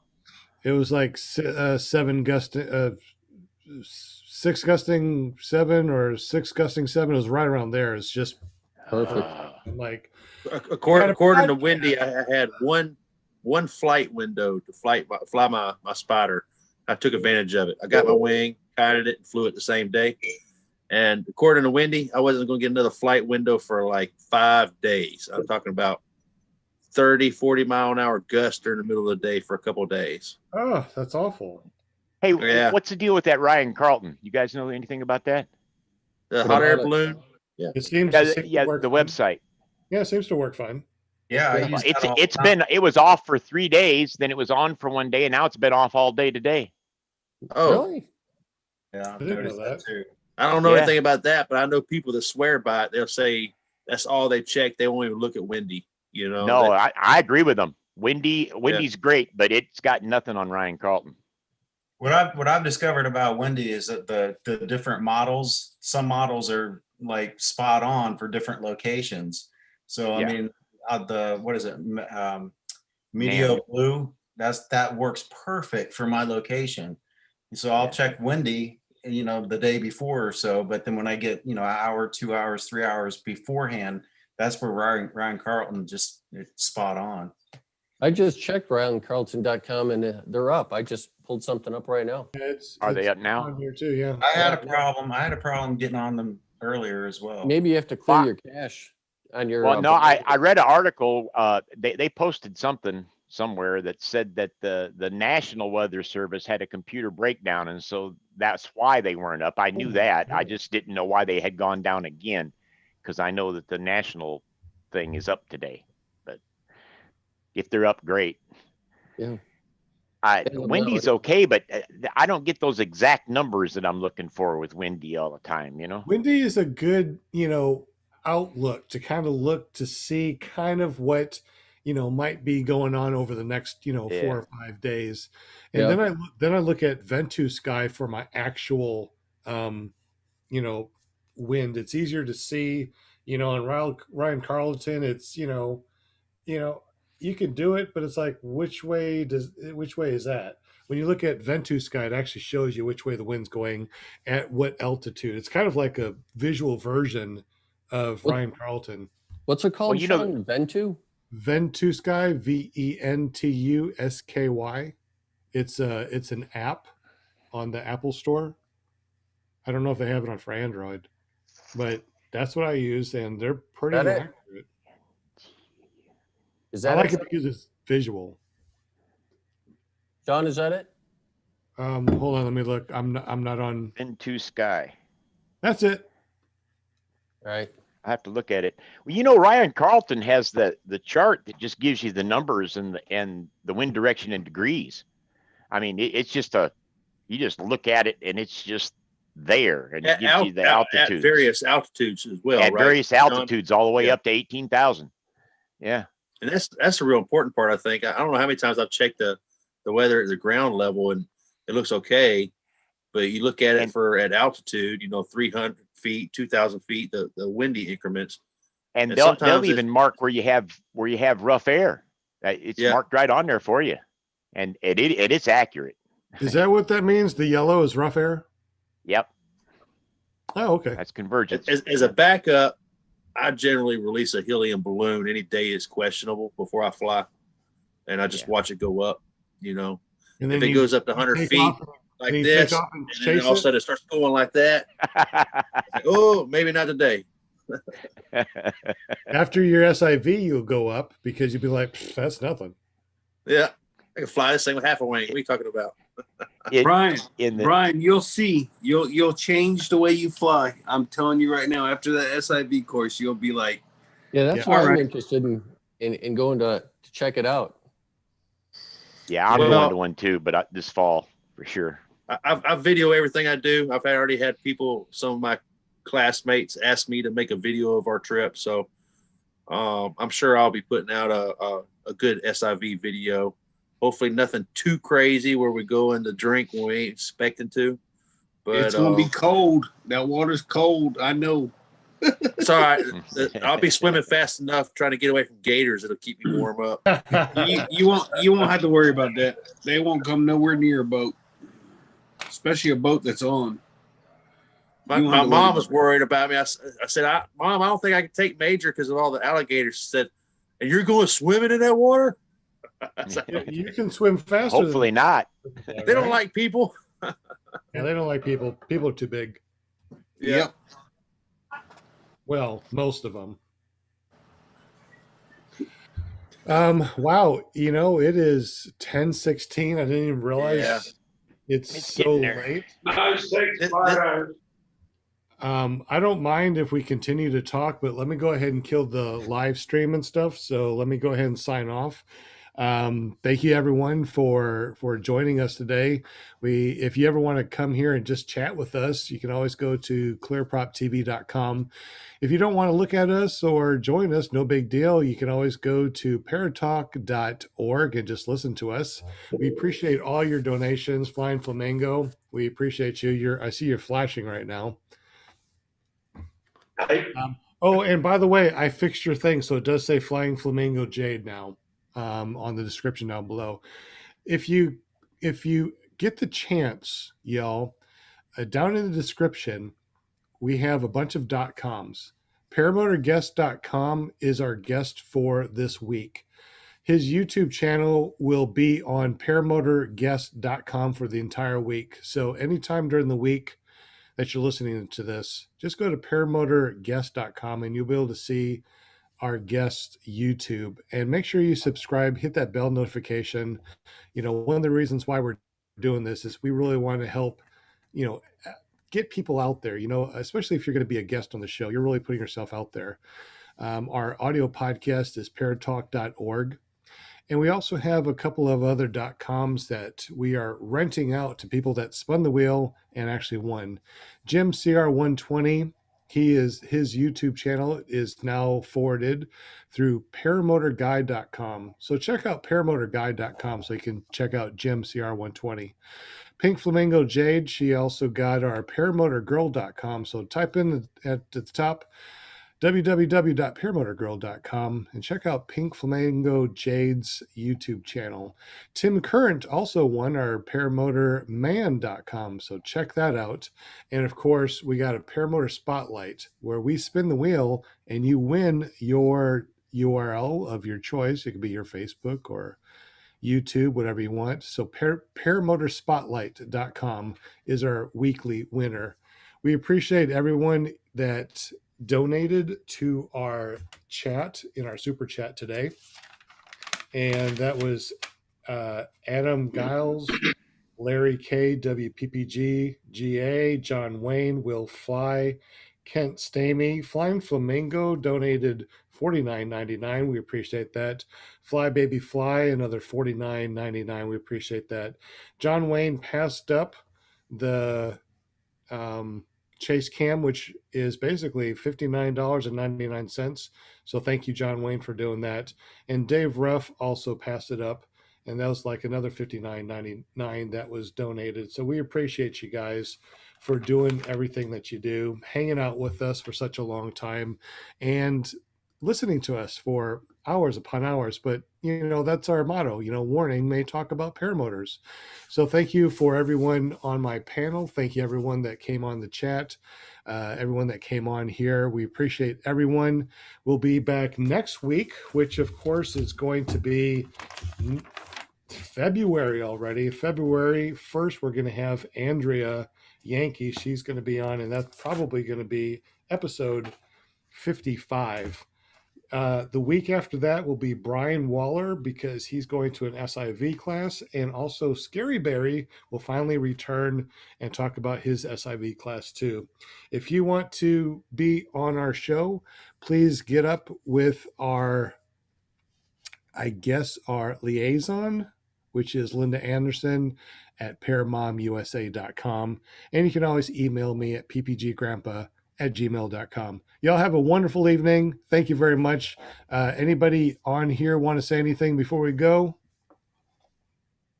I just wanted to say thanks for asking me on. Definitely my pleasure to be here. So thanks for everyone. Mark, we appreciate you being on here, definitely, and staying on for such a long time. Brian's still here. Thank you, Brian. Shane is here. Walter, thank you, Walter. Will Fly, John Wayne, Dragon Camper. Y'all have a wonderful evening, and we'll see you next week. And again, thank you, Mark, for joining us and being patient with us and hanging out with us for such a long time. Peace out. Everybody fly safe. See you Peace next out. week. Yeah, good night. See you guys.